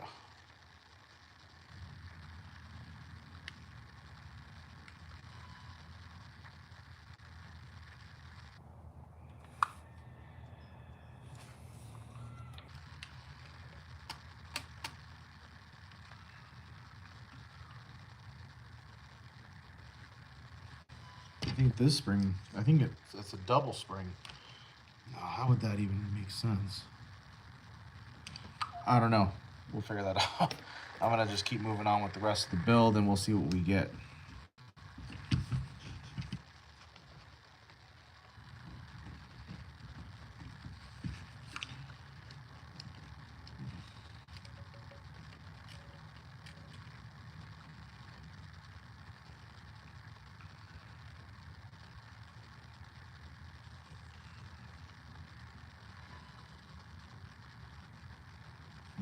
Anyways, I'm gonna go ahead and just put this cover on now.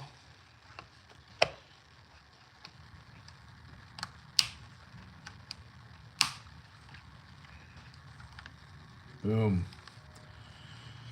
So now,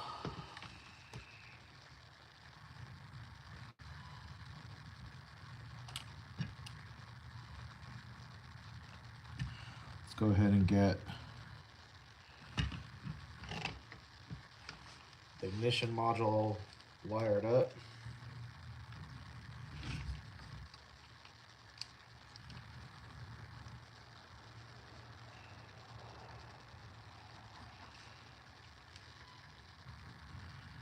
Those go underneath the line. Ah, okay.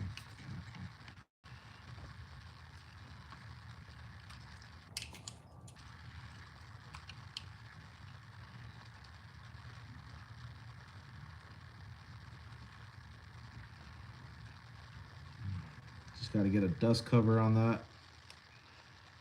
Gotta order one.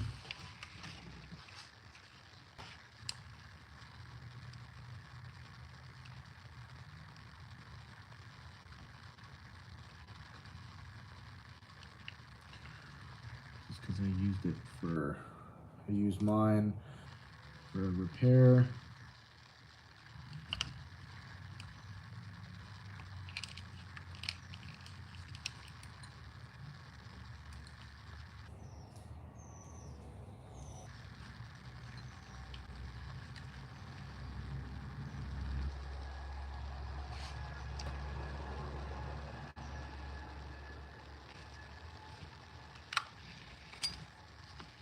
And I moved over here because the sun.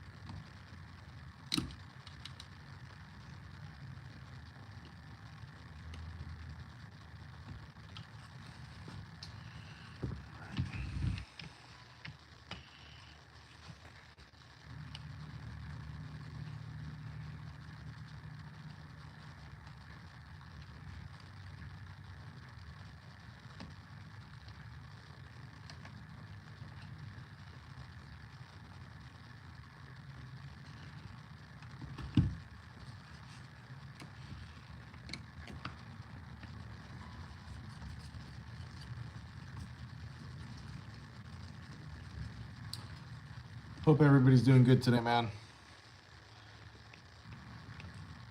Sorry that I'm not chatting up too much right now. I'm just or on the focus side of things.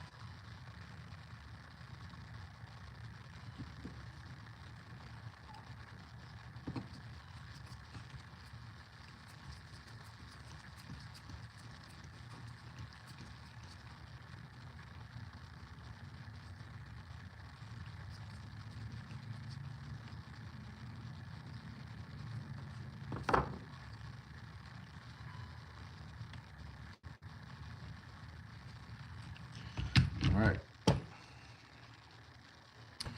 Now on to the flywheel.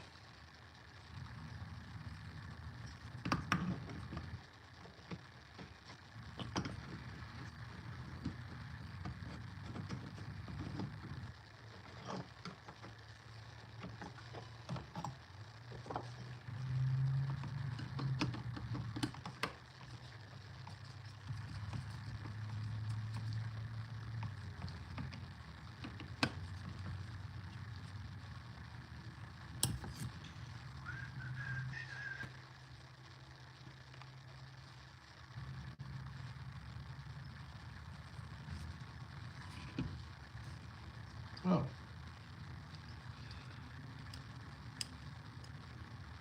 And that's probably where that one machine screw went.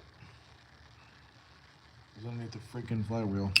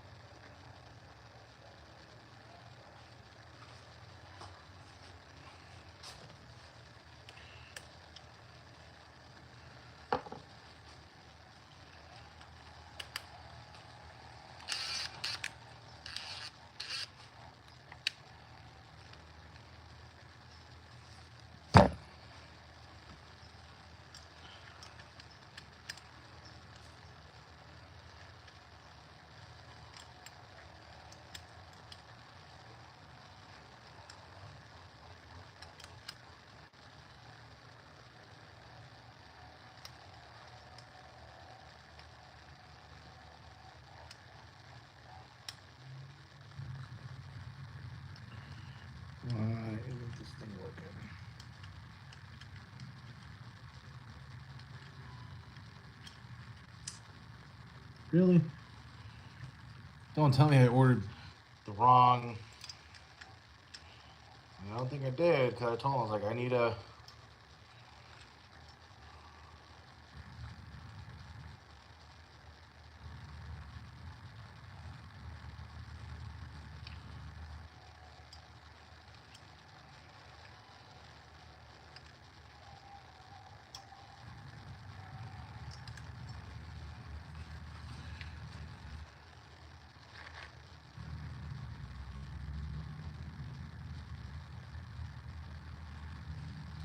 Oh, man.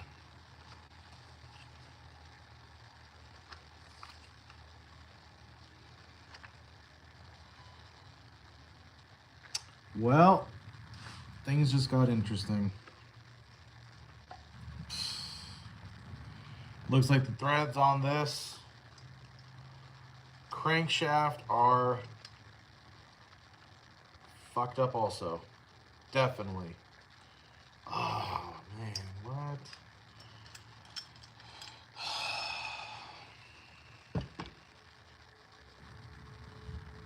There's no way.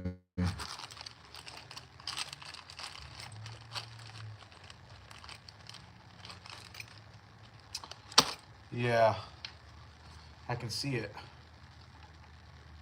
Yep, right there. Fuck.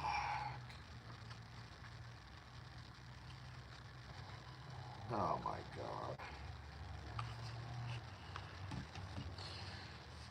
So we have came this far. And these threads on this crankshaft, on the donor crankshaft, are screwed up too.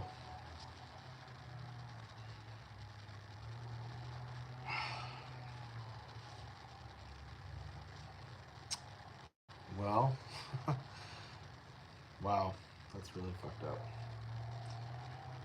And that's due to my fault.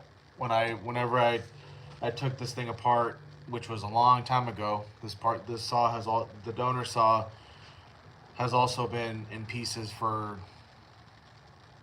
not quite a year, but well, actually now about a year, yeah. And then the new 2511, which is the TN, it's been in pieces for yeah, about the same, if not a little bit longer.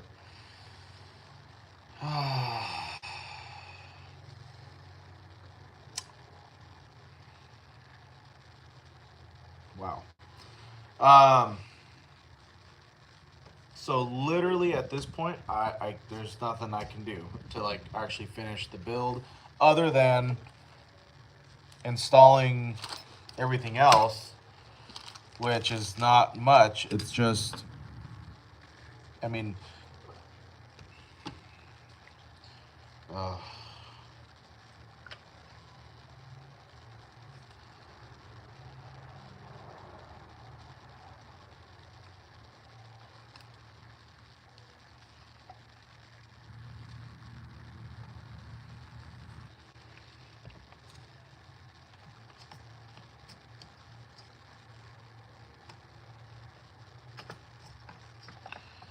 jeez, man, that is some stuff. See, this is a result to how it was.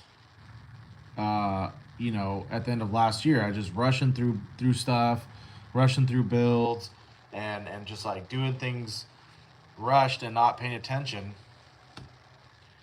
and and also too not working with the proper tools. In my opinion, it's all about having the proper tools. So I would just grab whatever I had and then just like whack the freaking flywheel. Now I actually have tools.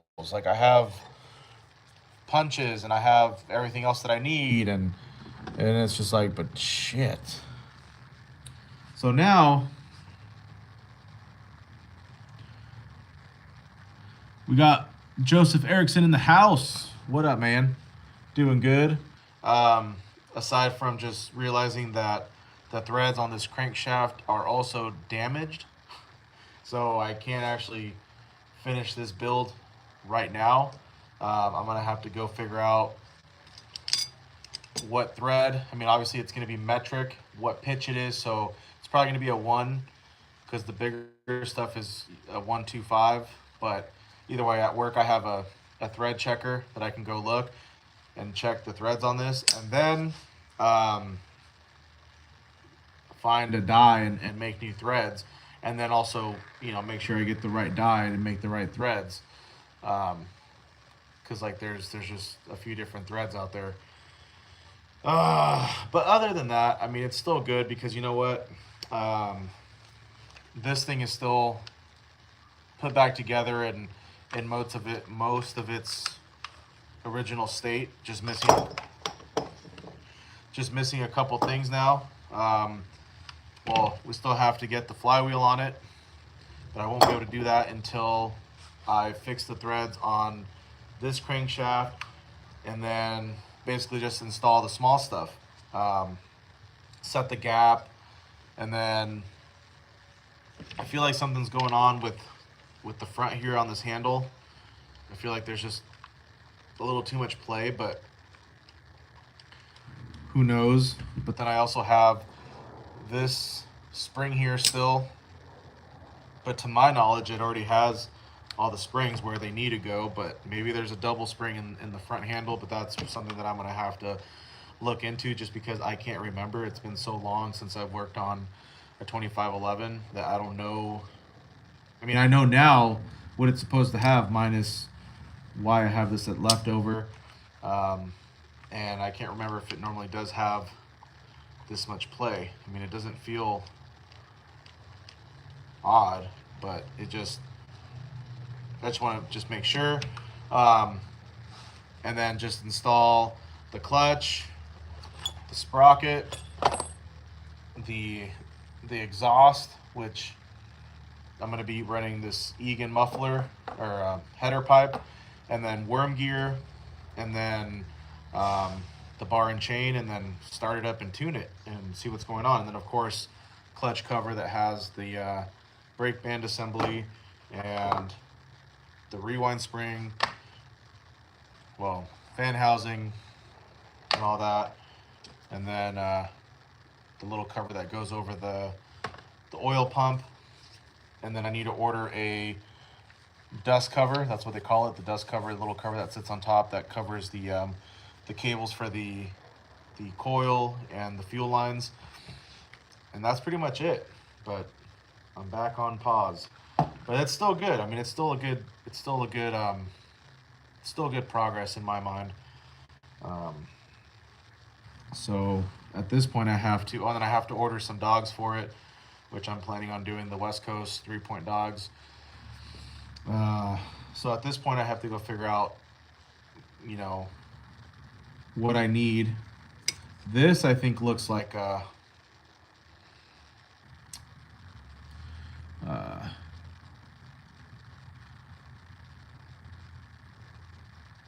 don't know. 00 says M10 or M12. I feel like it's either an 8 or a 10 too. 12 is pretty big, but I feel like this is going to be an 8 or a 10. We'll find out. I'm going to go, once I get picked up later, I'm going to stop by the hardware store and see what this is, and then find a hex for it or a die, and then basically when I have time again, I'm going to fix the threads on this thing. And then I have another crankshaft that also needs the same thing. So but it's all part of the process, man. That's just how it is sometimes. You live and learn. In this case, it's my doing. I was rushing, I was not paying attention, I was essentially doing sloppy, poor work, and this is the result of that. So it's just something that we could learn from, or that I can learn from, or I can just say, yeah, whatever. But definitely a learning experience. I've been doing this for a little while now. Not a super extensive amount of time, but you learn every day. just like getting organized, like having everything all organized and not just having piles of freaking parts and hardware everywhere like I do right now, which that's also pretty stressful too. But it's all stuff that I'm gonna work on.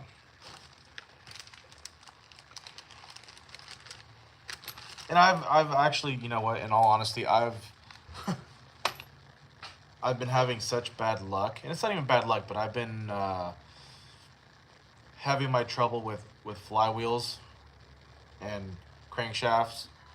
One thing I do know is when a thread is not good or a nut isn't good or just something, because you can just tell. I've had flywheels come flying off because they weren't tightened down all the way, for fear that, you know, I'm gonna over tighten it and damage the threads. And it's just but it's all a learning process, man. It's all part of it, you know. So just another lesson learned. But thankfully, as of now, as of like recent, compared to like the end of last year, you know, moments that I've had last year, definitely changing my ways a little. And but I'm still feeling the repercussions of the past that wasn't so long ago. But you know, but overall, this is still very exciting because we are almost there, and it's actually really satisfying actually seeing this saw put together and almost done. So it's all part of the process. Not everybody's process, but my process.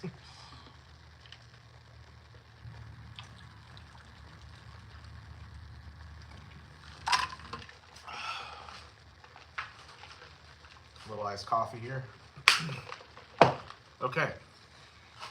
So now,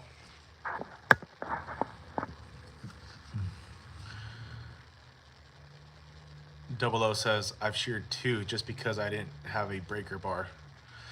I'm telling you, man, it happens, you know? I mean, even the people that do this every day, all day, like I was, and have more experience, you know, like, meaning like other people that have more years under their belt, or just have more knowledge or experience on how to do certain things. It's like even they have issues sometimes, you know. It just happens. And it doesn't matter how much experience or how much of an expert you are on something. Once you start rushing through things, it all goes bad. I mean, at least in my case, rushing and just trying to get done and just trying to, you know, you're getting all flustered and frustrated and whatnot. It's like, that's why I had to learn just to take a break, you know, walk away, take a break. And that's my biggest problem, that when I'm set on doing something, I'm just trying to just push through it and get it done.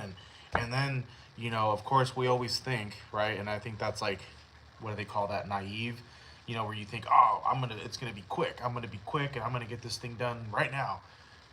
And it's like, and then you realize it's taking longer, and then you start getting all stressed because you said you were gonna get it done quick.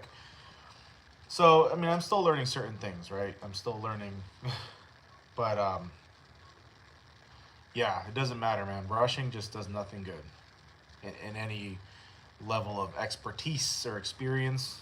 Once you rush, you can just, one thing you can guarantee is that something's gonna go wrong, and it's usually nothing good.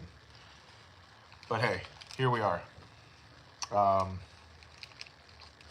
So with that being said, we are on a standstill on the 2511 for now. Today's my last day off working at the hardware store, so I'm back at work tomorrow.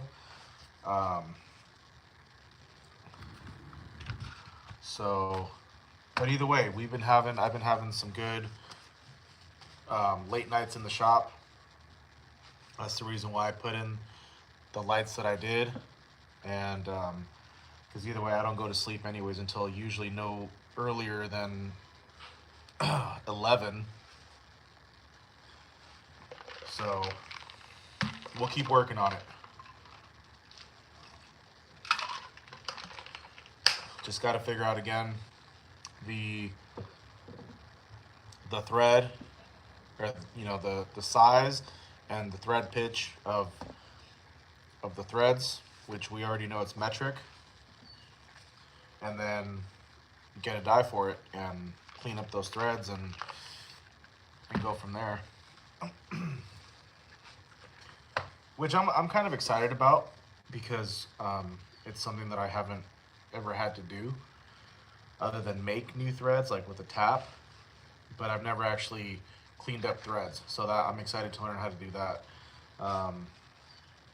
Because ever since I started working at the hardware store and learning about various things, anything from like plumbing and plumbing fittings and pipe fittings and threads, the hardware part of it, like screws and nuts, it's pretty fascinating, man. It's actually kind of interesting, like thread types and pitches and inner and outer diameters. It's pretty freaking fascinating, So like machinist kind of thing, like machining type of things. I don't know. I mean, it's just interesting.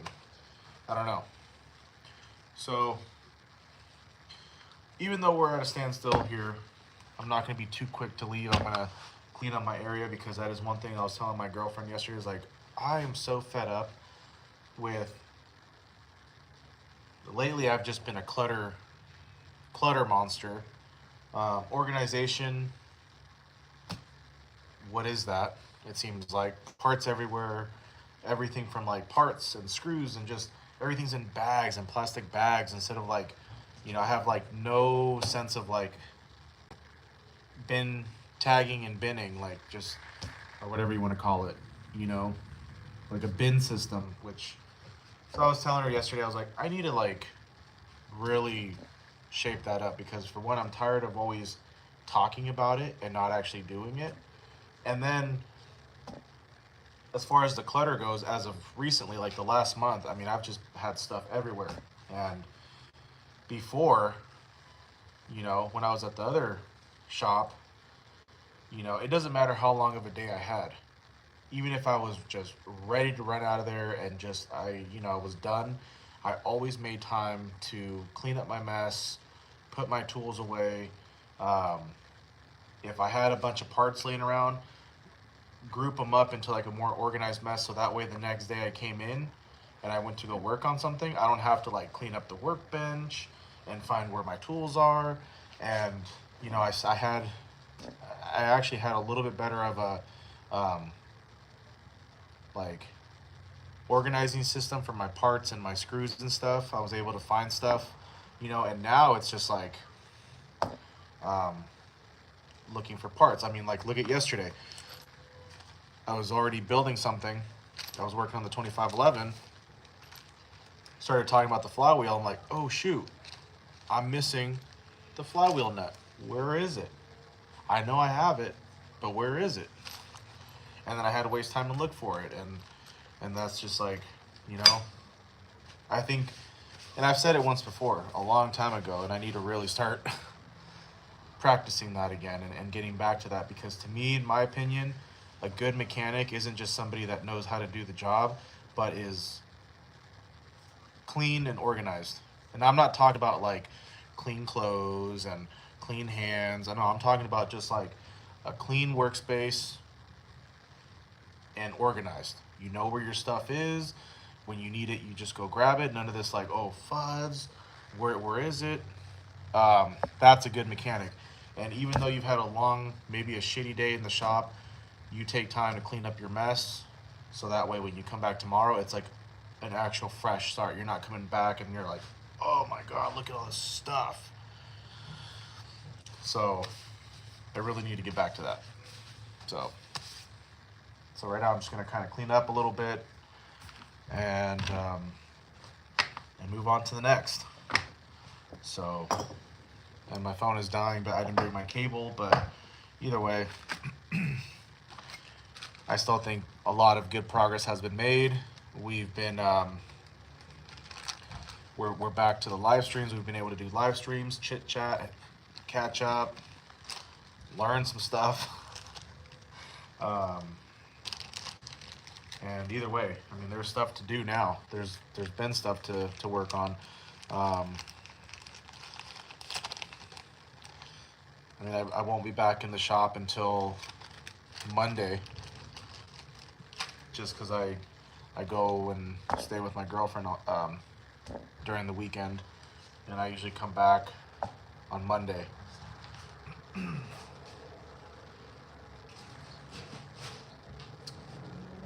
So anyhow, but there's stuff to do. So we'll be back during the week, even though I have work. But like I said, I don't go to sleep until at least 11:30, 12 sometimes. No later than 12. I really try to cut it at 12. But, you know, I still get home early enough where, you know, I have this beautiful big shop now with super bright lights. So it's like we can still get work done. And now we have a tripod. How about that? Yo, what up, First Gen? Sorry, man, I didn't mean to like ignore you there. I'm just over here with the mumbo jumbo as usual. It's going good. It actually hasn't been hot. It's been overcast and cloudy, and actually on the chilly side, you know. But the clouds have cleared up, and now the sun is beaming into the shop as usual. So. But it's good, man. It's been good. Hopefully you're doing good. Hopefully the trip to the place you were going is good and was safe.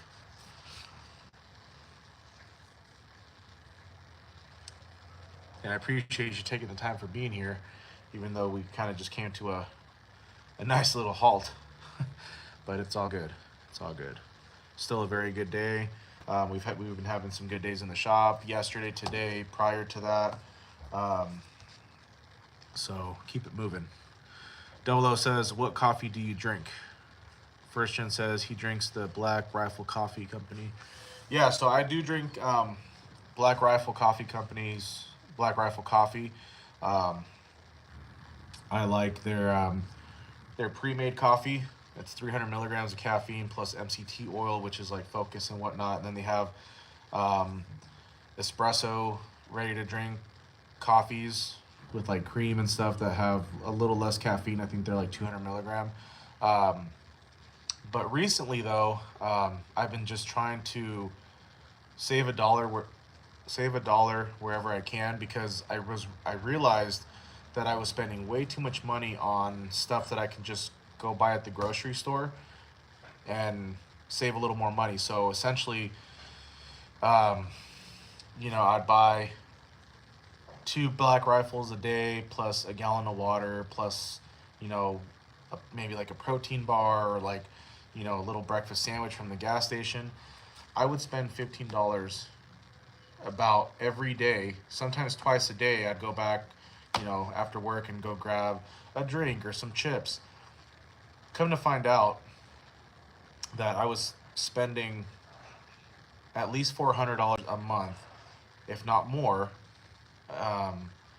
on just energy drinks, just gas station runs, just from going to the gas station every morning on the way to work. So I said, screw all that. I'm gonna just start drinking coffee at home, making the time to make breakfast at home, because that's all it was. I just wouldn't take the time to actually make breakfast at home. I always take lunch to work, so that's no big deal. I eat a lot of home cooked food. Maybe once a week, you know, we'll go out to get something, you know, maybe like takeout or whatever. But it's like, that's a lot of money, dude. $400 to $500 just on gas station runs, energy drinks, and it's like, so now what I'm drinking is a brand called Stoke, STOK. They have pre-made iced coffee. Some of them are sweetened, some of them are not. And then you just pour it into, you know, a cup with a little bit of creamer in it, and you shake it up, put some ice. Or sometimes I'll buy the like instant coffee and do iced coffees that way, or just brew coffee at home. So I've cut out the energy drinks as far as like store-bought energy drinks, because I kind of got back into those again, even though I wasn't really doing those last year, but I got back into them.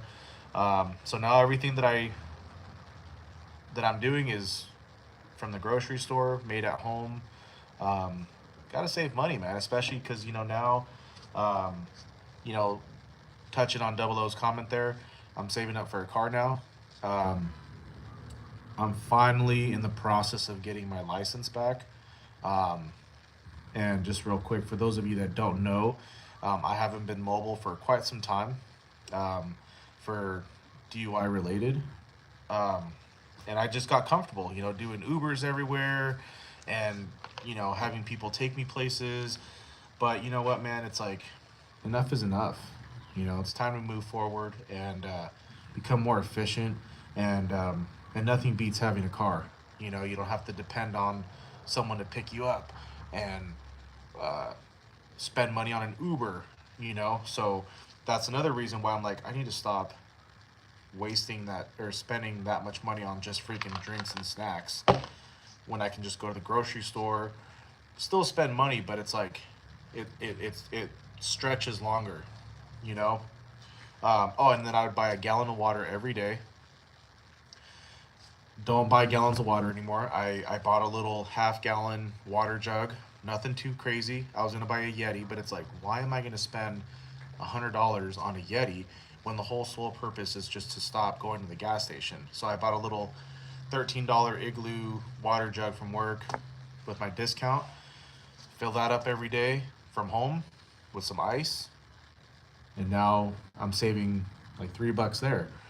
So so just little things like that, it's like we don't realize how much money, we're spending sometimes because we think, I'm just stopping in to get an energy drink or two, or some chips, or the small stuff, but then you add it up and it's like, holy crap.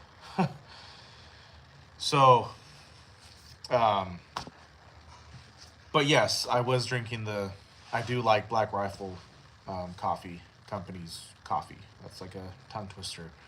But just being that I'm trying to budget or just like save money wherever I can, um, I just make coffee at home. But currently, um, I'm on this Stoke, and they make different things. They make, I think they primarily just do like iced coffee, and then I just buy a big thing of creamer, and you know, each jug or each bottle of the pre-made iced coffee is what, like $6, but that'll last me.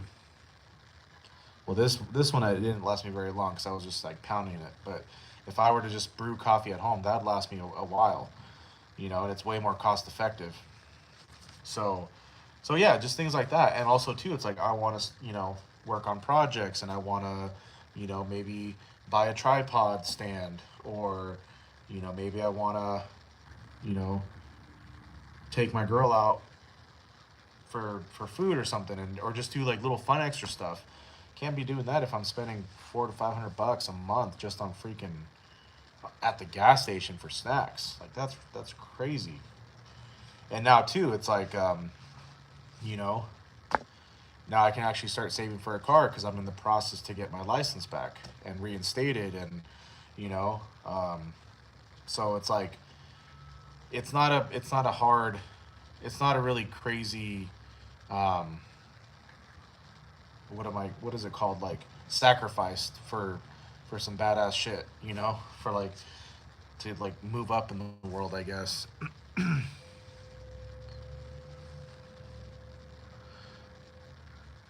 uh Good luck with Double O says good luck with that. No, thanks, man, I appreciate it. I mean, some days it's like, oh, maybe I just want to just, and it's all about waking up earlier, especially during the week, for work. Get up early, make that breakfast instead of just like laying in bed. Just get up and go. um, and it's been working out. I've been doing that now for not very long. What, like 2 weeks? And I've actually been doing really good. I thought I was gonna have a harder time, you know, and it's just like it's been good. So it's nice to have. It's nice to see your money stretch longer in your bank account when you're doing stuff like that. You're like, oh shit, I still have money. Holy crap. You know. So, so yeah.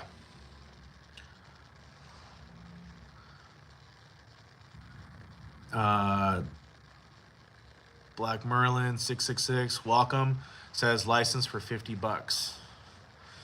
No, unfortunately, my situation, because I got, well, not just one DUI, I had two in that same year, like literally back to back. Mind you, I haven't had a license and I haven't driven a car in 10 years. So for me, it's a little bit more than $50. I have to pay $2,200 for the driving program, and then I also have to pay um, for the interlock device, which is the breathalyzer, and then my insurance is going to be probably a little higher because I have to have an insurance that's called SR22, and then of course I got to pay for registration and actually pay the DMV to do the test and all that. So it's going to be quite the investment, But again, it's just one of those lessons learned, one of those things that it's like that definitely wasn't worth it. But so yeah. The only thing I'm waiting for now is to do my intake, and that's where I go pay the first installment for the class or for the program. That's 18 months long. But once I do that and I actually get fully enrolled, I already did the first half, which is an orientation, and then it's an intake, and that's where you go pay and you actually start your classes, and you get your schedule of all your classes and whatnot and check-ins. Within 48 hours after being fully enrolled after the intake, I can go and apply for a license. So they're pretty busy right now. I mean, a lot of people unfortunately have DUIs, and so I won't be doing that until December 18th. But once I do that, 48 hours after I'm eligible, I can go, apply for a license, and in the meantime save up for a car, and it feels good. It feels good, to finally like take those steps to like grow and level up, man. Like I've been learning a lot these last few months, especially how comfortable some of us can get, with our lives. Like we're like, we're fine. I don't need to do all that. I'm fine where I'm at. But then you really look at it, it's like, am I really fine? So, especially with money, like finances, like the ultimate goal is, and also too, I want to get a better job, like actually go into a career, not working at a hardware store for the rest of my life. I want to go into construction, either not owner operator, like heavy equipment operator, or just work in road construction as a laborer. Just do whatever, man. But you need a license for that, or you just need a license in general, a car. And then the ultimate goal is to buy a house. Like buy a house. I would like to have some property, so that's all stuff that takes hard work and having a license and a car to get to your job. And so, and it's crazy how long I've made it work for 10 years without having that freedom, that tool. I think a license and a car, that's a tool, man. It's a privilege, yes, but it's a tool. And it's something fun, of course. So a lot of good stuff has been happening in the backgrounds. I know I noticed some probably watching it, they're like, dude, I thought this is a chainsaw channel. Why are we talking? We do life here, man. I've said it before. We're not just here for chainsaws. We're just here to just share the journey, and in hopes to hopefully help out somebody else, and go from there. 00 says, I buy coffee at a coffee shop for about $4. Yeah, everybody's different, uh, not, a lot of people, there are some that, $4 a day is no big thing, and yeah, $4 is no big thing, but it all just depends, on whatever your current life situation's like. Or, me personally, I've always been so free to just buy whatever I want, and, you know, not to sound like a snob or whatever, but it's like, but I'm trying to change that because I've just been realizing that, you know, my goals haven't really changed as far as what I want in the end, like out of my life. But I think what's changed is the want, the actual want. Like, I actually want to achieve those goals now, like have a badass truck and maybe a street bike, and definitely have a place, like a house, with my girlfriend or whatever, eventually one day wife, but it's like, have a better job, maybe have a kid or two along the way. I'm 34 years old, so I'm not some, like, I'm young, but it's like I'm at the point now where it's like every day really counts. Um, and I've always had this poor mentality of like, well, shit, if I, if I can't buy that thing, then fuck, I'm missing out. And it's like, well, I'm not, like, oh, I want to buy that 400 or that 500i chainsaw, but it's like, I could always buy it later. Things aren't gonna just disappear. You know, um, it's kind of like drinking. Okay, you guys already know that for me, drinking is one of those things where it's like an issue. Nowadays it's better. It's a lot better than it was last year and the beginning of this year. But it's like, to me, sometimes I feel like if I'm not drinking, or if I'm not at a party or a family get together, or whatever, and I'm not drinking, it's like I'm missing out. I'm missing out on the fun. Not true. You can still have a lot of fun, probably more fun if you don't drink or whatever, or smoke weed or whatever, which I stopped smoking weed too. It's been, what, a year now? At least a year. I stopped smoking last year, especially when I started, my business here, because it's like I can't be talking to people all stoned and all like chinky die, like, I already look like that as it is when I'm tired and shit. So yeah, just trying to progress, man. Just trying to be better, have a better quality of life, because I've I'm like a expert on making my life harder than it is, and it's just like I'm kind of tired of that. So Black Merlin says my license cost $250 in Germany. That's cheap. But I don't know about you, but you probably don't have any driving restrictions or anything like that. So it's not that. It's So anyways, guys. Well, I think I've done quite a bit of rambling. My phone is about to die now for show. But we'll continue on with the 2511. I'm gonna just say Monday. That's when I'll be back, because I'm gonna head out for the weekend. I'm gonna take this nut with me and stop by work and put it on the thread checker and see what I need, and then look for a die, and then go from there. But there's still plenty of stuff to work on, so I'm gonna start keep working on the 27AV, the Homelight 27AV, get the piston and the cylinder cleaned up, and then I know it needs some carburetor work, and then we got that Homelight 240 that just came in a couple days ago. As much as they stressed it to me that they're not in any rush whatsoever, this is a gentleman that I met at work, but still, if we can get it done for him, in a good, timely fashion, and just at least figure it out. And either way, it's a cool chainsaw. I'll show you guys.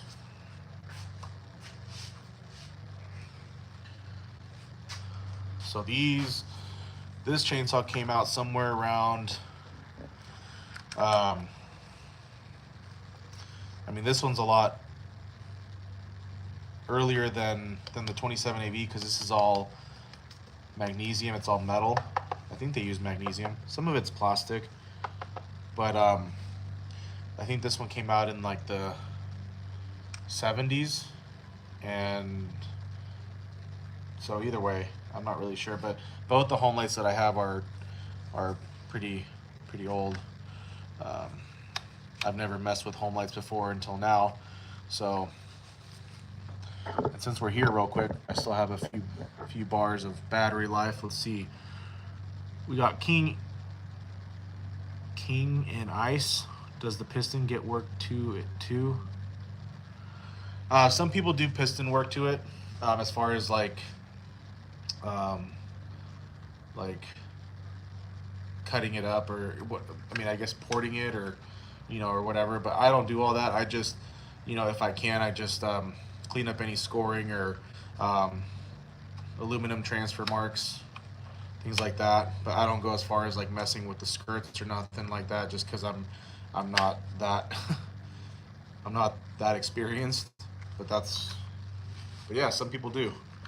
Double O says, "Have a nice day, man. That was a good stream, dude. I appreciate that. Let's just do a quick compression test on this thing.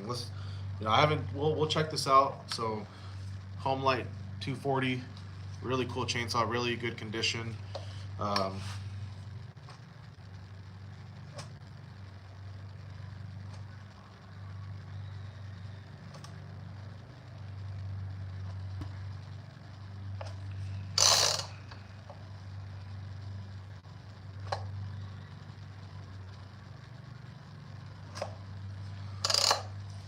Just based off of the hang test, I feel like it has really good compression, and that kind of gives you an idea of what the condition of the cylinder and the piston is. But that doesn't mean it doesn't have anything wrong with it. But that's a really good sign there.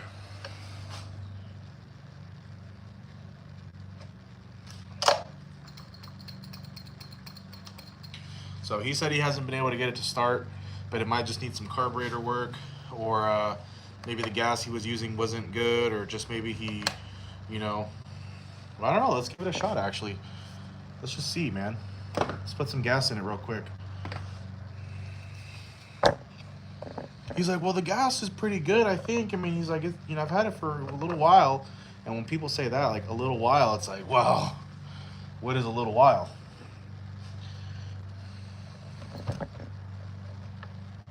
It's dry. Let's put some gas in it. Let's see what we can do. I mean, let's just check it out. Stop, run, choke.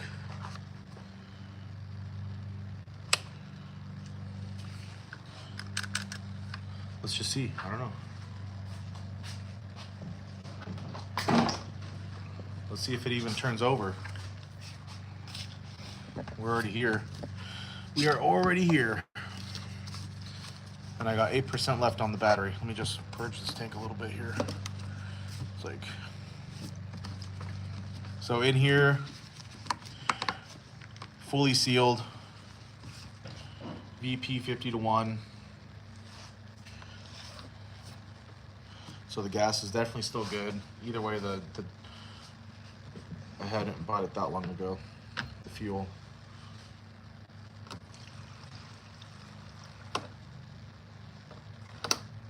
Just give it just a little bit, just enough to get it to go if it's gonna go.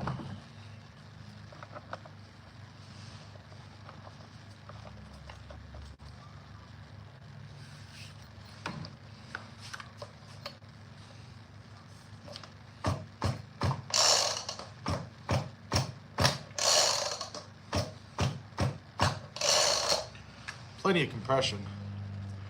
All right, let's put it in the run position, choke. I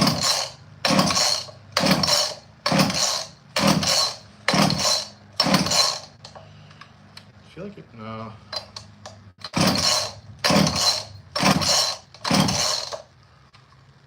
Maybe not.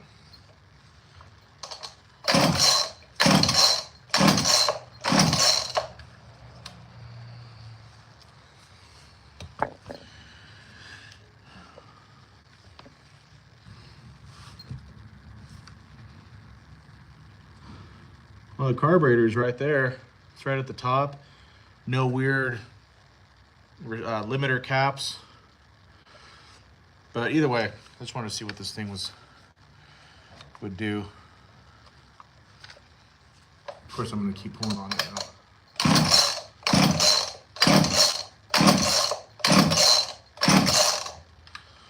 now. We'll keep messing with it.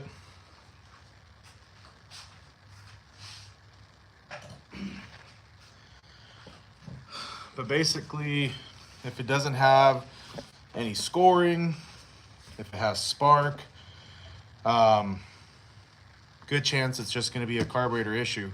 Metering diaphragm, I mean, this is all super old. It's probably seen a good amount of fuel, so you know, I'm sure the diaphragm's a little dried up. So King Eye says, I have a steel 661 built by Greg Brewer. I'm not familiar with him.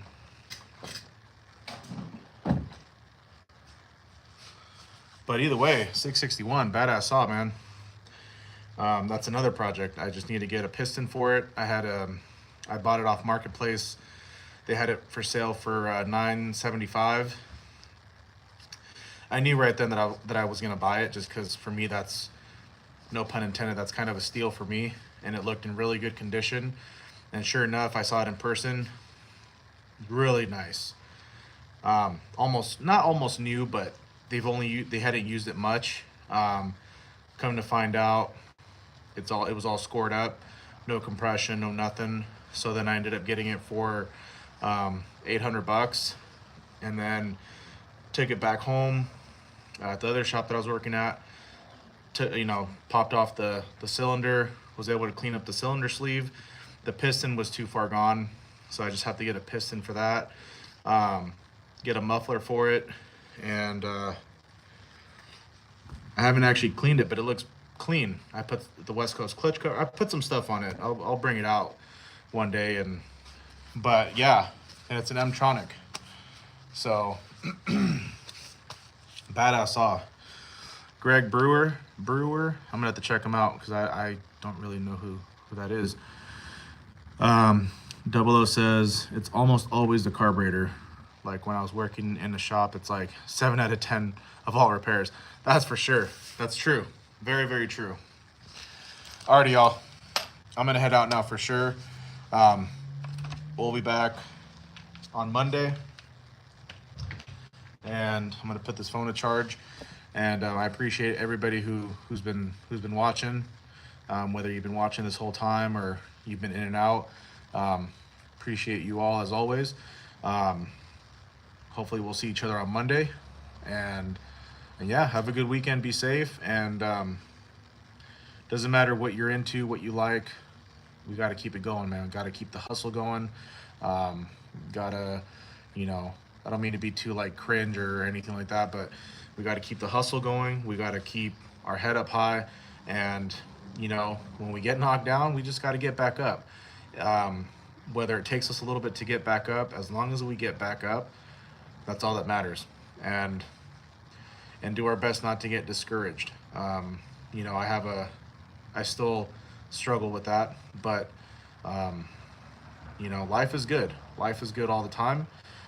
It's just a matter if we believe that or not, and it's all about what we make of it. So appreciate everybody. I have a yellow jacket around me. Fuck, motherfucker. Don't freak out, man. Be cool, man. Okay, I'm gonna get out of here because I'm gonna run inside. Fucker. All right. Much love to everybody. Peace. Also got a 200T decked out. Gonna sell it though. It's old.